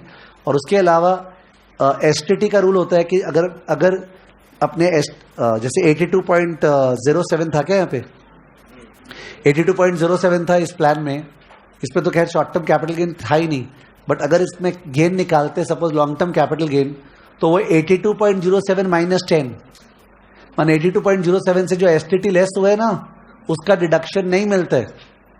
जो ग्रॉस प्राइस है उसी को लेस करते हैं परचेज प्राइस से to find out capital gain. ठीक है, तो इन्होंने एसटीटी लेस करके कैपिटल गेन निकाला है, फिर नीचे नोट दिया है कि एज पर सीबीडीटी सर्कुलर वगैरह नहीं लेस करना चाहिए था। तो किया क्यों, अरे कर दिया, उसके बाद नीचे बोल रहा है कि no you can follow that and not do it. ठीक है, तो प्लान बी देखो, प्लान बी एकदम इजी है। प्लान बी 5:4 दिखा, 5:4 मतलब 4 यूनिट जिसके पास है उसको कितना मिला, 5। तो आपके पास 10,000 यूनिट्स था तो कितना मिला, 12.5। सही है, 10,000 बाई 4 इंटू 5 12.5। तो 12.5 प्लस 10 क्या हो गया, 22.5। 22,500 1:3 है तो क्या होगा, 22,500 इंटू 1/3 7.5, तो क्या हो गया 30,000। फिर 1:4 है तो क्या हो गया 7.5, तो 37,500। Very easy, 37,500। तो इसका सॉल्यूशन क्या होगा, 37,500 को अपने मल्टीप्लाई किए विद द लास्ट का एनएवी 22.98, क्या आया 8,61,000 राउंड ऑफ 750। इसमें से एसटीटी लेस करके आया 99.8%। बोलो 8,60,026 ये एसटीटी लेस करके आया। अब डेट देखना, जो लास्ट वाला बोनस था 1:4 7,500 यूनिट्स, वो 24 मार्च को था और अपने बेच रहे 31 जुलाई उसी साल। इसका मतलब वो विद इन 12 मंथ्स है, इसलिए उस पर शॉर्ट टर्म कैपिटल गेन होगा। पर शॉर्ट टर्म कैपिटल गेन क्या होना चाहिए, short term capital gain tax होना चाहिए 7,500 यूनिट्स, उसको बेचे 22.98 मैंने लिखा है, एसटीटी लेस नहीं किया ग्रॉस पे। और कॉस्ट ऑफ एक्विजिशन क्या होता है 0, तो दिस इज द गेन ना, 22.98 माइनस 0, इंटू 7,500 और इस पे 10%, ये होना चाहिए. What they have done is that एक तो 22.98 से STT लेस करके लिखा है, उसका नोट दिया है, और एक यहां पे जो लिया है जीरो के बदले वो लिया है 19.95. दिख रहा है 19.95 NAV था बोनस के रेट पे, तो उसको कॉस्ट ऑफ एक्विजिशन भूल के मान लिया है. तो that's the call that a person has to take on his own कि सर ठीक है ऐसे किया हम लोग कर देंगे. ठीक है, करेक्ट तो यही तरीका होता है कि भाई कॉस्ट ऑफ एक्विजिशन जीरो और एसटीटी का डिडक्शन नहीं मिलता है. ठीक है, have a look at the solution that they have done. Plan B का, प्लान बी में यूनिट्स निकाला ऊपर में फर्स्ट टेबल, पेज नंबर 106 पे प्लान बी दिख रहा है आपको. उसके बाद 37,500 इंटू दैट लेस एसटीटी 860, वही आया. एसटीटी करते समय 22.93 पे जीसस क्राइस्ट का सिंबल दिया है, फिर लेस 19.95. ओके, और उसके बाद आ गया. तो वो सिंबल जो दिया है लास्ट में वहां लिखा है Alternatively, figures of this and this can be taken as without net of STT as per proviso 5 of section 48 वगैरह वगैरह. तो ले लेता ना भाई, बेटर रहता. और 19.95 का कुछ लिखा नहीं, उसको जरूर लेना चाहिए था. समझ गए. और उसके बाद वापस से गेन रिटर्न वैसे निकाला है. और जो डिविडेंड वाला प्लान था उसमें से अपने एक छोटा सम भी किए थे ना, 0.8 प्लस वो डिविडेंड जहां री इन्वेस्ट हुआ था, जो मैंने बोला बहुत ईजी सम है. उसी तरह इस सम में केवल मैं पिकअप करवा रहा हूं. पेज 105 का सम का टेबल देख रहे हैं, सम का टेबल. पेज 105 में क्वेश्चन का टेबल देख रहे हैं. फर्स्ट वाला डिविडेंड 20% है तो 2 रुपया, 20% 2 रुपया, तो 2 रुपया इंटू 10,000 कितना, 20,000. डिविडेंड 20,000 मिला या री इन्वेस्ट हुआ, री इन्वेस्ट. तो कैलसी में 20,000 डिवाइड बाय 30.7, 30.7 आपको एनएवी दिख रहा होगा. 20,000 बाय 30.7 कितना,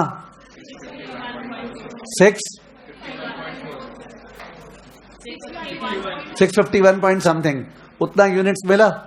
वो यूनिट्स 10,000 में क्या हो जाएगा, ऐड 10,651, और नेक्स्ट टाइम डिविडेंड होगा 10,651 इंटू 7. तो ये लाइन से करना पड़ेगा ना बार बार. डिविडेंड या यूनिट जो मिला उसको ऐड करके नया यूनिट्स हुआ, उसको इंटू डिविडेंड पर यूनिट, फिर से यूनिट्स ऐड वगैरह वगैरह. सबसे ज्यादा मेहनत प्लान ए में है. किसमें, प्लान ए में. बट तरीका क्या होगा, सेम. ठीक है, तो in that case that is the big sum on this. और जो नंबर 80 है एक बार जस्ट देख लो, आपको ध्यान आ जाएगा. 80 जो मैं सम बोल रहा था ना, एक्सपेंसेस वाला. कौन सा, एक्सपेंसेस वाला. एक्सपेंसेस वाले सम में क्वेश्चन रीड नहीं कर रहे हैं, आंसर को देख के देखो. 16% खुद कमाते हैं अपने, 16% खुद अर्न करते हैं. पर हम लोग सोच रहे हैं हमारे पास टाइम नहीं है म्यूचुअल फंड में इन्वेस्ट करें, तो मेरे हाथ में तो 16 आना चाहिए. तो पर म्यूचुअल फंड को तो ज्यादा कमाना पड़ेगा ना मेरे को 16 देने के लिए. तो म्यूचुअल फंड मेरे से 5.5% इनिशियल एक्सपेंस चार्ज करता है. कौन सा एक्सपेंस, इनिशियल, और 1.5% एनुअल एक्सपेंस. तो क्या किया है, 16 बाय 0.945, माने 16 divide by 0.945, because initial expense less करके 94.5 पे तुम्हारा अर्निंग होगा. तो 16 बाय 0.945 और प्लस क्या, 1.5%. तो दैट इज इक्वल टू 18.43. ठीक है, इसको डायरेक्ट ये लोग करते हैं फॉर्मूला से. ठीक है, तो in case it comes it has to be executed that way.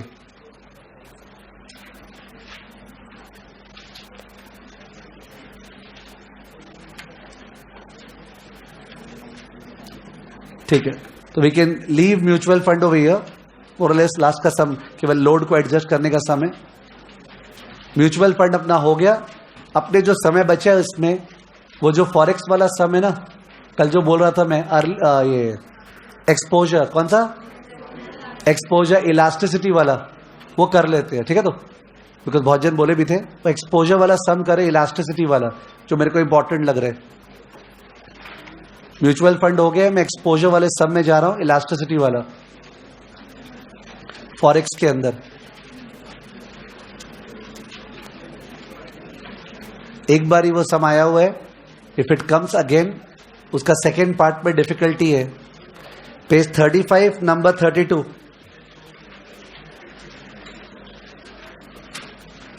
Page 35 number 32. Okay,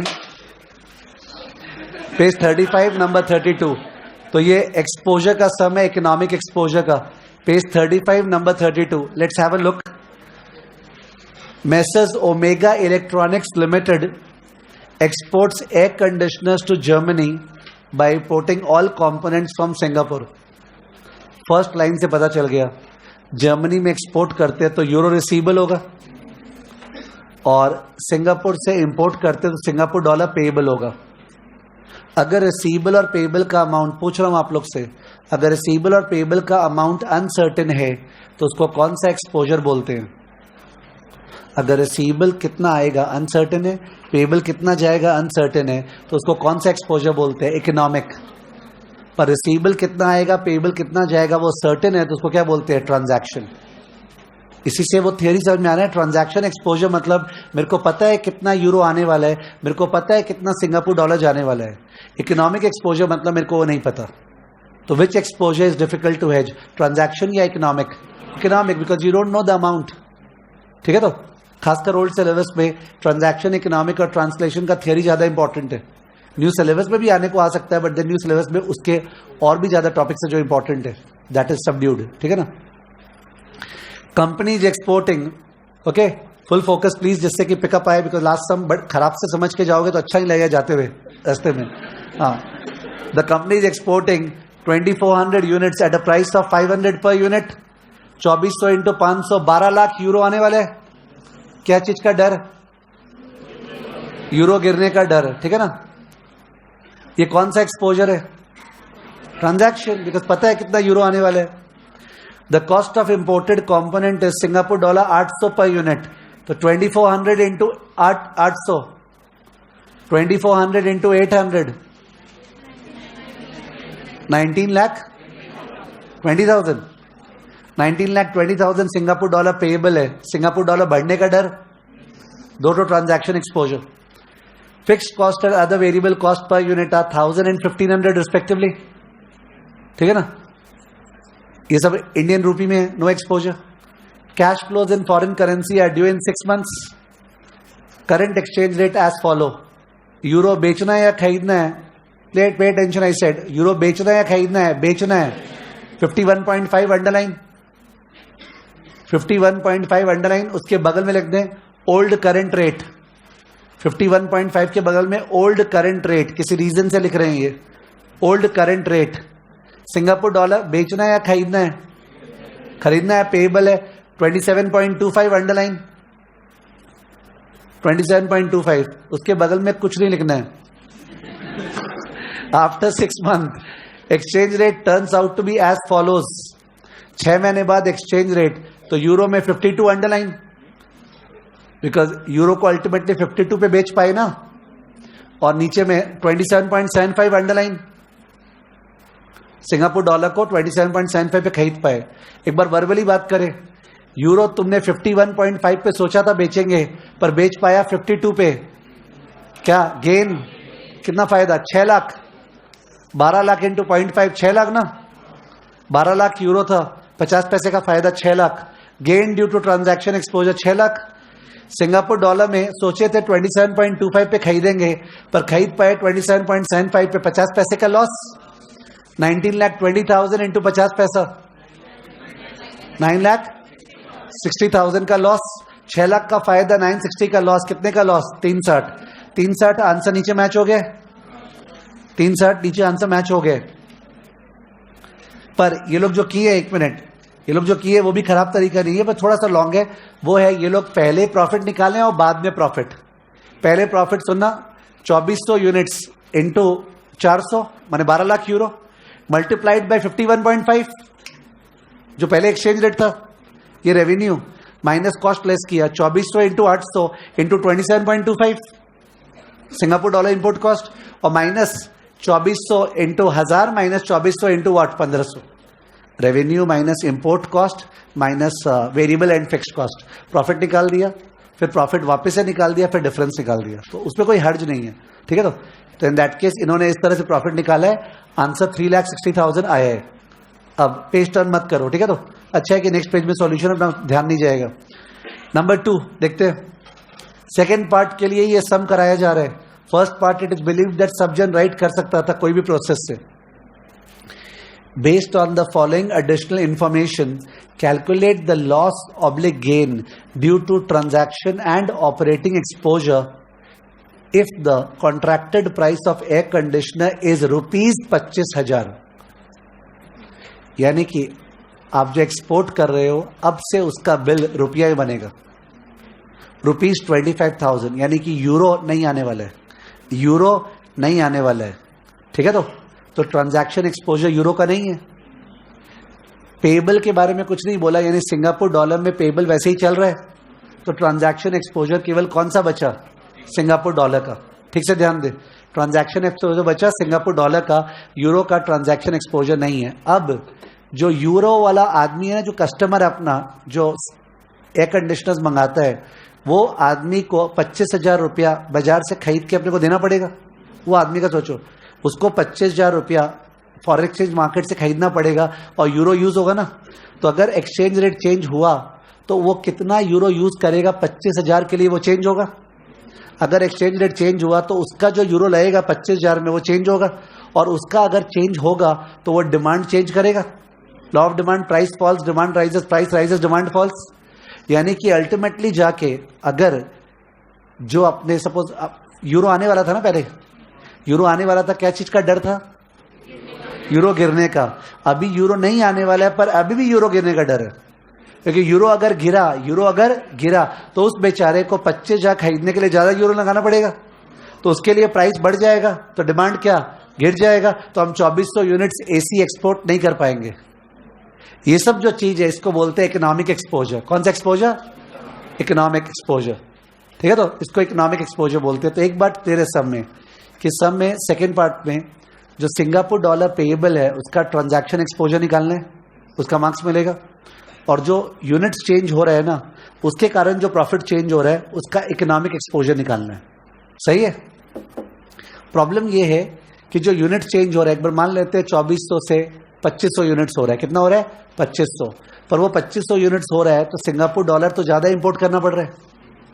अगर 2500 यूनिट्स अपने इंपोर्ट कर रहे हैं तो सिंगापुर डॉलर पेएबल वही है 19,60,000 की, बढ़ गया ना। पर वो बढ़ा किसके कारण? यूनिट्स के कारण।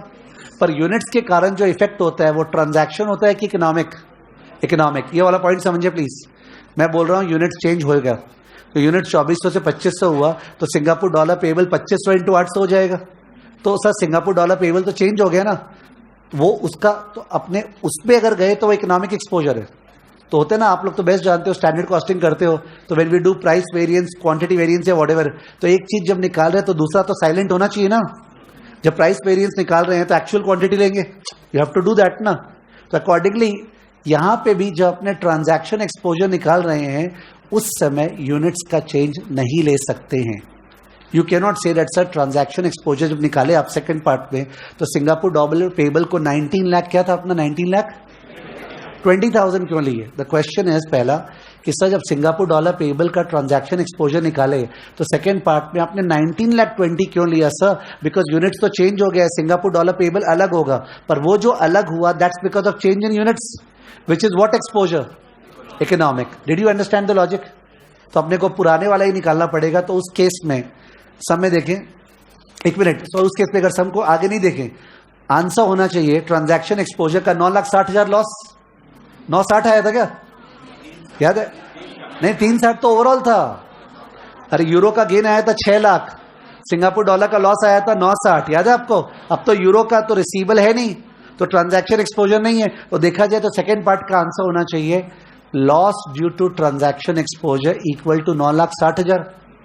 तो जो सम बना रहा था उसको लगा अरे स्टूडेंट तो साला ऊपर का कॉपी कर देगा, स्टूडेंट तो 9,60,000 ऊपर का कॉपी कर देगा। उसको गुस्सा आया तो वो क्या सोचा? नया रेट देंगे। क्या देंगे?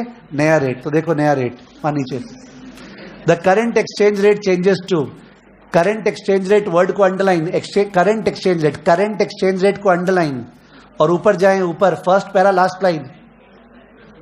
लास्ट लाइन क्या था? Current exchange rate are. तो बोलना चाह रहा है वो जो करंट एक्सचेंज था तुम वो मत यूज कर, तुम कौन सा यूज कर? ये वो वाला मत यूज कर। ये इससे क्या है, तुम चीटिंग नहीं कर पा रहे, तुमको फिर से निकालना पड़ रहा है। तो सिंगापुर डॉलर का बाइंग का रेट नीचे में क्या है? 27.15 अंडरलाइन, 27.15 अंडरलाइन, उसके बगल में लिखना है न्यू करंट रेट। तुमने पहले क्या लिखा था ऊपर में? ओल्ड करंट रेट लिखा था ना, उसने लिखाए थे। तो करंट रेट दो ठो है, माने 6 महीने पहले, एक्चुअली दो ही रेट होना चाहिए ना, नंबर लाइन है, ये है और ये है, तो इधर में दो रेट दे दिए। सही बोला मैंने? इधर में दो रेट दे दिया, एक ऊपर दिया था, एक उसके बदले नीचे दे दिए, तो मैं उसको ओल्ड करंट न्यू करंट बोला। तो अपने को इधर से इधर का इफेक्ट देखना है। तो इस बार सिंगापुर डॉलर 27.15 से चेक कीजिए, 6 महीने बाद सिंगापुर डॉलर क्या था? 6 महीने बाद सिंगापुर डॉलर क्या था? 27.75। वो तो आपको दिख रहा ही होगा, यानी कितना अप्रिशिएट हुआ? 60 पैसा। 19,20,000 इंटू 0.6, 19,20,000 इंटू 0.6 क्या? 11 लाख लॉस, 11,52,000 का loss. Turn the page. 11,52,000 answer दिखा बीच में? बीच में दिख रहा है आपको? 11,52,000 टिक कर दे। 11,52,000 बीच में दिख गया होगा पेज के।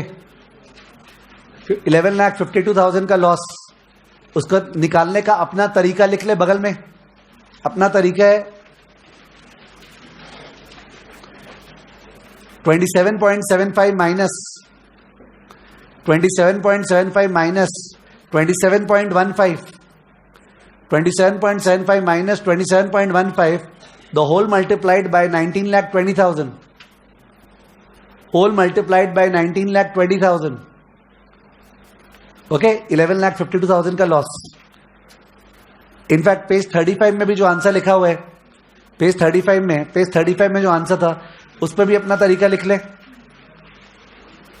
Gain euro exposure, gain euro exposure, gain euro exposure 52 minus 51.5, 52 minus 51.5, the whole into 12 lakh,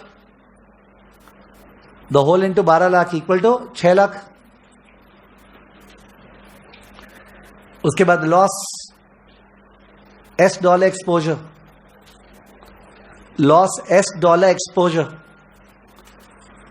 27.75 minus 27.25, 27.75 minus 27.25, the whole into 19,20,000, the whole into 19,20,000 equal to 9,60,000, 9,60,000। तो 6 लाख का गेन, 960 का loss, therefore net loss, therefore net loss equal to 3,60,000, net loss 3,60,000। Okay, do not turn the page, stay in page 35। 3,60,000 अभी तक clear एकदम? सबसे main logic जो केल समझाया कि सेकेंड पार्ट में ट्रांजैक्शन एक्सपोजर निकालते समय 19-20 क्यों लिए सर? बिकॉज आप यूनिट्स अभी निकालने वाले हैं, वो तो चेंज हो गए, इसलिए लिए, बिकॉज यूनिट चेंज होते ही वो इकोनॉमिक एक्सपोजर बन गए, तो हम लोग को उसको नहीं लेना था।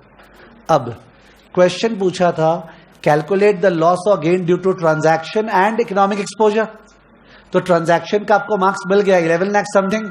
अब आपको इकोनॉमिक एक्सपोजर से निकालना है, किससे? इकोनॉमिक। ध्यान दीजिए, this is stress involved, pay attention.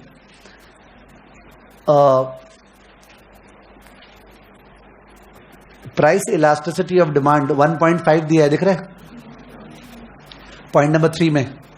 इसका मतलब प्राइस अगर 1% चेंज होगा तो डिमांड 1.5% चेंज होगा, ठीक है?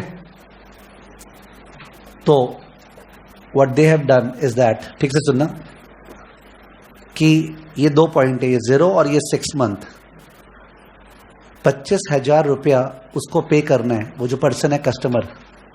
मेरे को पता लगाना है यूरो का एक्सचेंज रेट इस पे क्या पे करता है, इस पे क्या पे किया, कितना दाम चेंज हुआ, ठीक है? तो ये पता लगाने में मेरे पास 3 तो एक्सचेंज रेट है, यहां पे 2 याद है, ओल्ड और न्यू, और यहां पे क्या 1। अगर अपने इधर का एक रेट लेते हैं और इधर का एक रेट लेते हैं, अगर इधर का एक रेट से प्राइस, इधर का एक रेट से प्राइस, तो उस केस में तो डिमांड कब चेंज होगा? इधर, बिकॉज तुम ही तो 6 महीने बाद का एक्सचेंज रेट ले रहे, तो अगर तुम 6 महीने बाद का एक्सचेंज रेट लेगा तो डिमांड अल्टीमेटली कब चेंज होगा? 0 पे कि 6 पे? 6 पे, जिसका इफेक्ट अभी आएगा कि नेक्स्ट 6 महीने में? नेक्स्ट चैप्टर सम इस 6 महीने के बारे में, सम इज अबाउट दिस 6 मंथ। तो इसलिए आप to find out the change in the price of the commodity for the customer, you can't use this exchange rate. You have to use these two. Is it okay? यानी मैंने logic दिया कि हम लोग अभी जो प्राइस चेंज निकालेंगे वो सारा जीरो पे जो एक्सचेंज रेट है उससे निकालेंगे, जिससे सर ये जो चेंज हुआ ना, देखिए उससे डिमांड चेंज हुआ और इस 6 महीने में ये इफेक्ट आ गया. Is it okay? तो ओल्ड करंट रेट और न्यू करंट रेट देखें. ओल्ड करंट रेट क्या था यूरो का? लिखा हुआ है तुम लोग का 51.5. चलो कैलसी डिवाइड करो. 25,000 डिवाइड बाय 51.5, 485.44 यूरो. कस्टमर के लिए 485.44 यूरो दाम था एक एसी का. अब 51.5 से मत डिवाइड करो, अब डिवाइड कर दो न्यू करंट रेट से. तुमने डिवाइड किया किससे? 51.75 से. करो 25,000 डिवाइड बाय 51.75 क्या? 483.09. Very good. बिकॉज यूरो तो अप्रिशिएट हो गया ना, 51.5 से 51.75 हो गया उसी समय. सोचो बस ऑर्डर देने वाला था, फिर दिया, चेंज हो गया 25 पैसा, तो वो उसको फायदा हो गया. बिकॉज यूरो महंगा हो गया तो 25,000 खरीदने में कमती यूरो लगा. तो यूरो उसका एसी का दाम 485.44 से 483.09. Price has fallen by what percent? निकालो. Difference divide by 485.44 into 100. Difference divide by 485.44 into 100 क्या? 0.48%. प्राइस गिरा तो डिमांड बढ़ा इंटू 1.5 इंटू 1.5 क्या? 0.72%. डिमांड बढ़ा, क्वांटिटी बढ़ा, तो क्वांटिटी हो गया 2400 प्लस 0.72%. 2400 प्लस 0.72% क्या? 2417. सिंस एयर कंडीशनर्स है पॉइंट में नहीं जाते हैं. 2417 यूनिट्स. 2417 यूनिट्स. इसका मार्क्स मिलेगा बिकॉज एफर्ट से निकाले. 2417 यूनिट्स. ठीक है, तो पीछे टर्न करो पेज. 2417 यूनिट्स के लोग निकाले. यस, बीच में दिख गया होगा size of increased order 2417 units. आपको दिख रहा होगा बीच में size of increased order 2417 units. Correct. तो पहले 2400 यूनिट्स था और अब है 2417 यूनिट्स. एक चीज बोलो, अगर एक कंपनी का कंट्रीब्यूशन पॉजिटिव है, कंट्रीब्यूशन पॉजिटिव है और वो ज्यादा माल बेच रहा है तो उसका प्रॉफिट क्या होगा? बढ़ेगा. ज्यादा माल बेचने से तो प्रॉफिट कम केवल एक ही कारण से हो सकता है, अगर आपका कंट्रीब्यूशन नेगेटिव है. सही है. कंट्रीब्यूशन अगर पॉजिटिव है तो प्रॉफिट तो आपका बढ़ना ही चाहिए. यानी कि अब मैथ्स में जाए बिना इकोनॉमिक एक्सपोजर से अपने इंडियन कंपनी को गेन हुआ है कि लॉस? गेन हुआ है, बिकॉज करेंसी उसके फेवर में चेंज हो गया है, वो ज्यादा माल बेच पा रहा है, गेन हुआ है. तो every rational person would expect that अब जो आंसर निकालेंगे उसमें गेन आएगा. Now, by mistake, what they have done, now that's the last part which they have done wrong, and we have to do the same wrong. But the point is that since I'm explaining to you, I will not be able to explain जो wrong किया हुआ उसको in a logical manner. जो wrong किया उसको logic के साथ कैसे समझाऊं? That's not possible, ना? तो because of which, so what they have done is that उन्होंने नीचे में गेन लॉस निकालते समय ट्रांजैक्शन प्लस इकोनॉमिक, क्या ट्रांजैक्शन का लॉस हुआ है सिंगापुर डॉलर पे और इकोनॉमिक का क्या हुआ? गेन. कंबाइंड गेन लॉस निकाल दिया और कंबाइंड गेन लॉस में वो लॉस इतना बड़ा था ना 11 लाख समथिंग. ये जरा सा 17 यूनिट और बेचा तो क्या कर लिया? तो ऑन द होल लॉस आया. भूल के उस लॉस को लिख दिया loss due to what? Economic exposure. Understood? तो दे कैलकुलेटेड लाइक क्या बोलते मटेरियल कॉस्ट वेरिएंस. तो मटेरियल कॉस्ट वेरिएंस से प्राइस वेरिएंस हटाने से क्वांटिटी वेरिएंस आ जाएगा ना. वो हटाना भूल गया, सीधा उसको क्वांटिटी वेरिएंस बोल दिया. That's what has happened. ठीक है, तो this I am telling you. तो in that case we need to see that क्या किया, क्या करना है. अब लास्ट पार्ट को जो करना है आंसर मैच करने के लिए, ठीक से सुने, पेज टर्न मत करे प्लीज, समझ में नहीं आएगा वरना.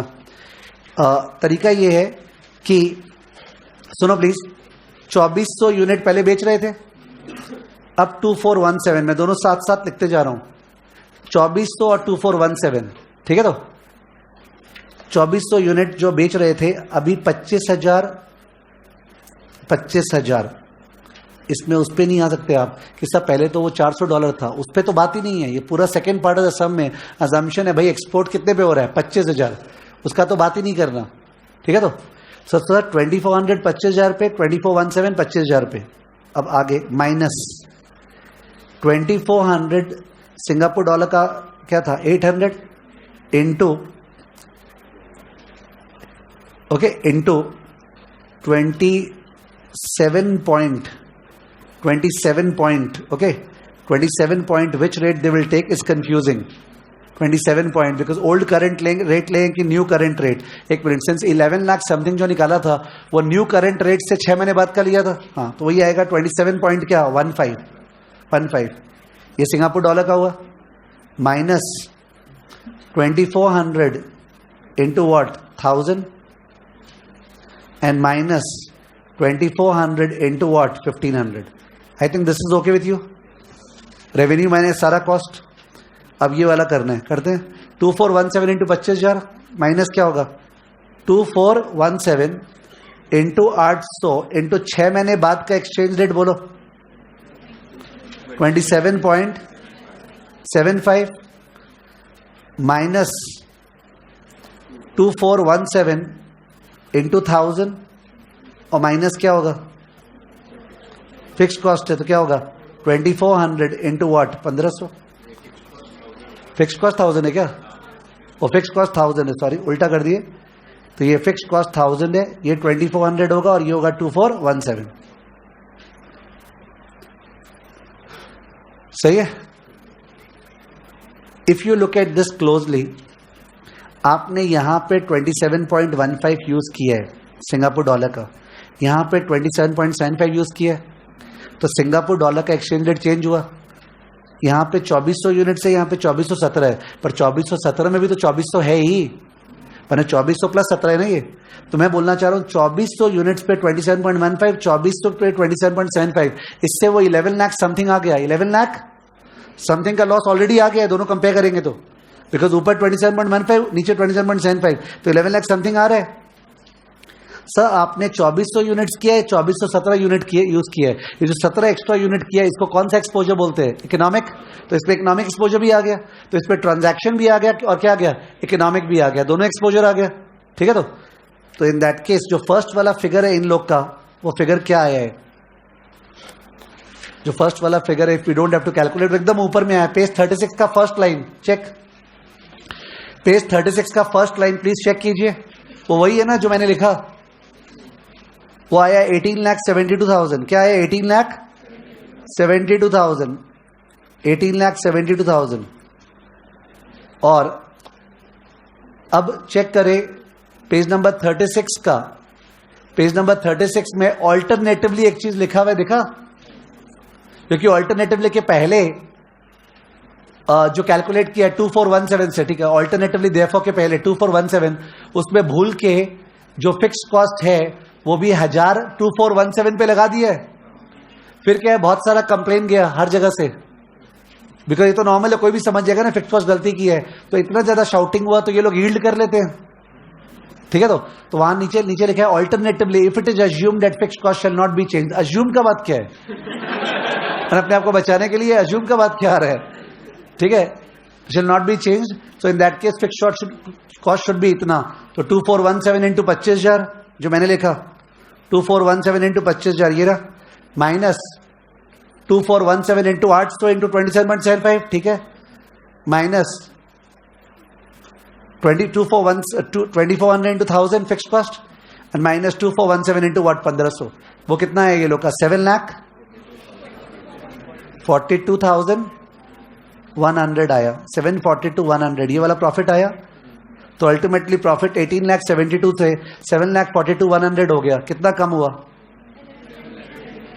11,29,000। एक्चुअली 11,29,000 क्या है, it is the loss due to transaction plus economic.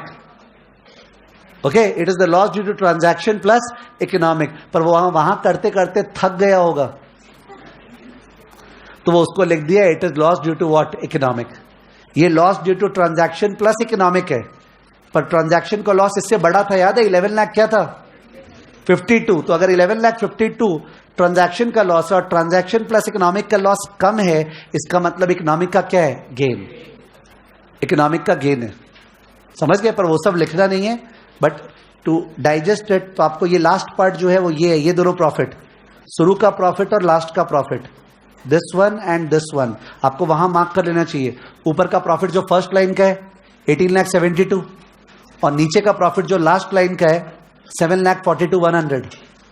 18,72,000 और 7,42,100, समझ गए? उन दोनों का difference is according to them decrease in profit due to transaction plus what? Economic. तो एक सेकेंड रुक जाओ, एक चीज प्रॉब्लम है कि इस सम को करने का मेरा एडवाइस है, जो फर्स्ट पार्ट ऑफ द सम है वो प्रॉफिट निकाल के करना चाहिए कि डायरेक्ट? डायरेक्ट। यूरो पे कितना गेन, इस पे कितना लॉस, नेट कितना लॉस, हो गया। उसके बाद सेकेंड पार्ट ऑफ द सम का 3 पार्ट है, 3। फर्स्ट पे सिंगापुर डॉलर पे लॉस 1152, सेकेंड पे क्वांटिटी, क्या क्वांटिटी 2417 जो लोग सही किया है, और थर्ड पे वो 2 बार प्रॉफिट, 2 बार प्रॉफिट, एक बार 2400 पे, एक बार 2417 पे, और केनिया लॉस। ठीक है? तो क्या होता है कि वो आप सुने, यू हैव, आप बैठ के सुने हो मेरा, when you listen to something ना, then the retention level is low, it is never high. Only when once again you apply your brain on that thing, then the retention arises.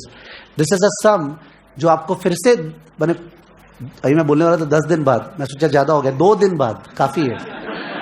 2 दिन बाद you will not remember anything because you are studying ना, घर जाके आप पढ़ते जा रहे हो, पढ़ते जा रहे हो, पढ़ते जा रहे हो, it's accumulation happening. तो you have to see तुरंत एक बार और लिख के अपने स्टाइल में सॉल्व कर लेना, so that it's locked, यार ये सम सॉल्व किया हो वैसा, समझ गया? In case it comes in the exam. Okay? ठीक है। तो अपना इक्विटी और मर्जर्स बच गया, इक्विटी और मर्जर, ठीक है ना, दोनों कनेक्टेड है।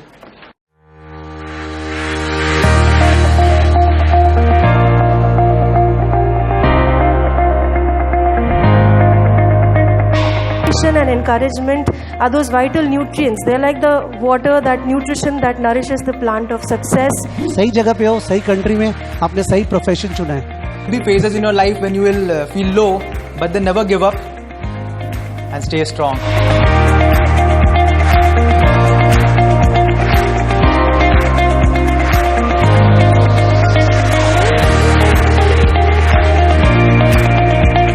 There's no shortcut to success. Seriously, there's no shortcut. एकदम चिल मार के पढ़ो, normal, seriously.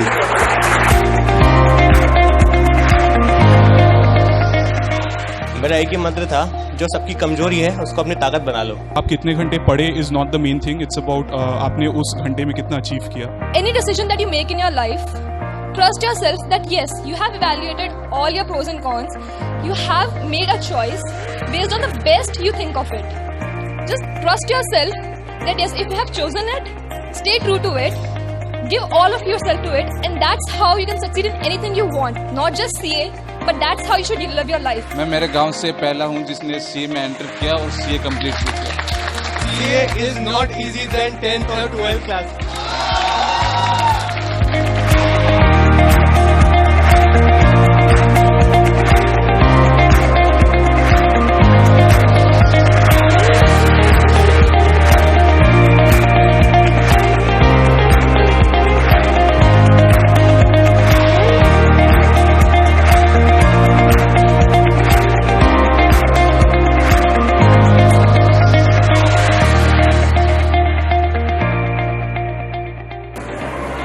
Saral Educational Institute की much awaited felicitation ceremony for the top rank holders of the country बस खत्म हो चुकी है, और अब हम एक एक करके हमारे स्टूडेंट से बात कर रहे हैं किस तरह उन्होंने इंस्पिरेशन ली है हमारे टॉप रैंक होल्डर से। बहुत ही प्रोडक्टिव था, कंस्ट्रक्टिव था, and after speaking to the rank holders we have learned new strategies to prepare for our inter and for our CA course. एक चीज ये सीखी कि कभी मार्क्स के पीछे मत भागो, यही एम है कि अच्छे से पास होना, जितना अच्छा हो सके आगे सब अपने आप। Sanjay sir's method is like one of the best methods. It's a really frank method, and the way he teaches is a very informal one. So students kindly get to know the concept really well. And all the rank holders said that the notes are really well, and just study the notes and you clear the exams really well. That's it. Today I learned that आप जो deserve करते हो उसके लिए prepare करो, marks के बारे में मत सोचो। मार्क्स तो छक मार के आएंगे। इनसे मिलके पता चला कि मतलब पढ़ाई कैसे आगे करना है, मोटिवेशन भी मिला कि वो टेलर के बेटे होकर कि जब रैंक 1 ला सकते हैं तो हम भी ला सकते हैं मतलब।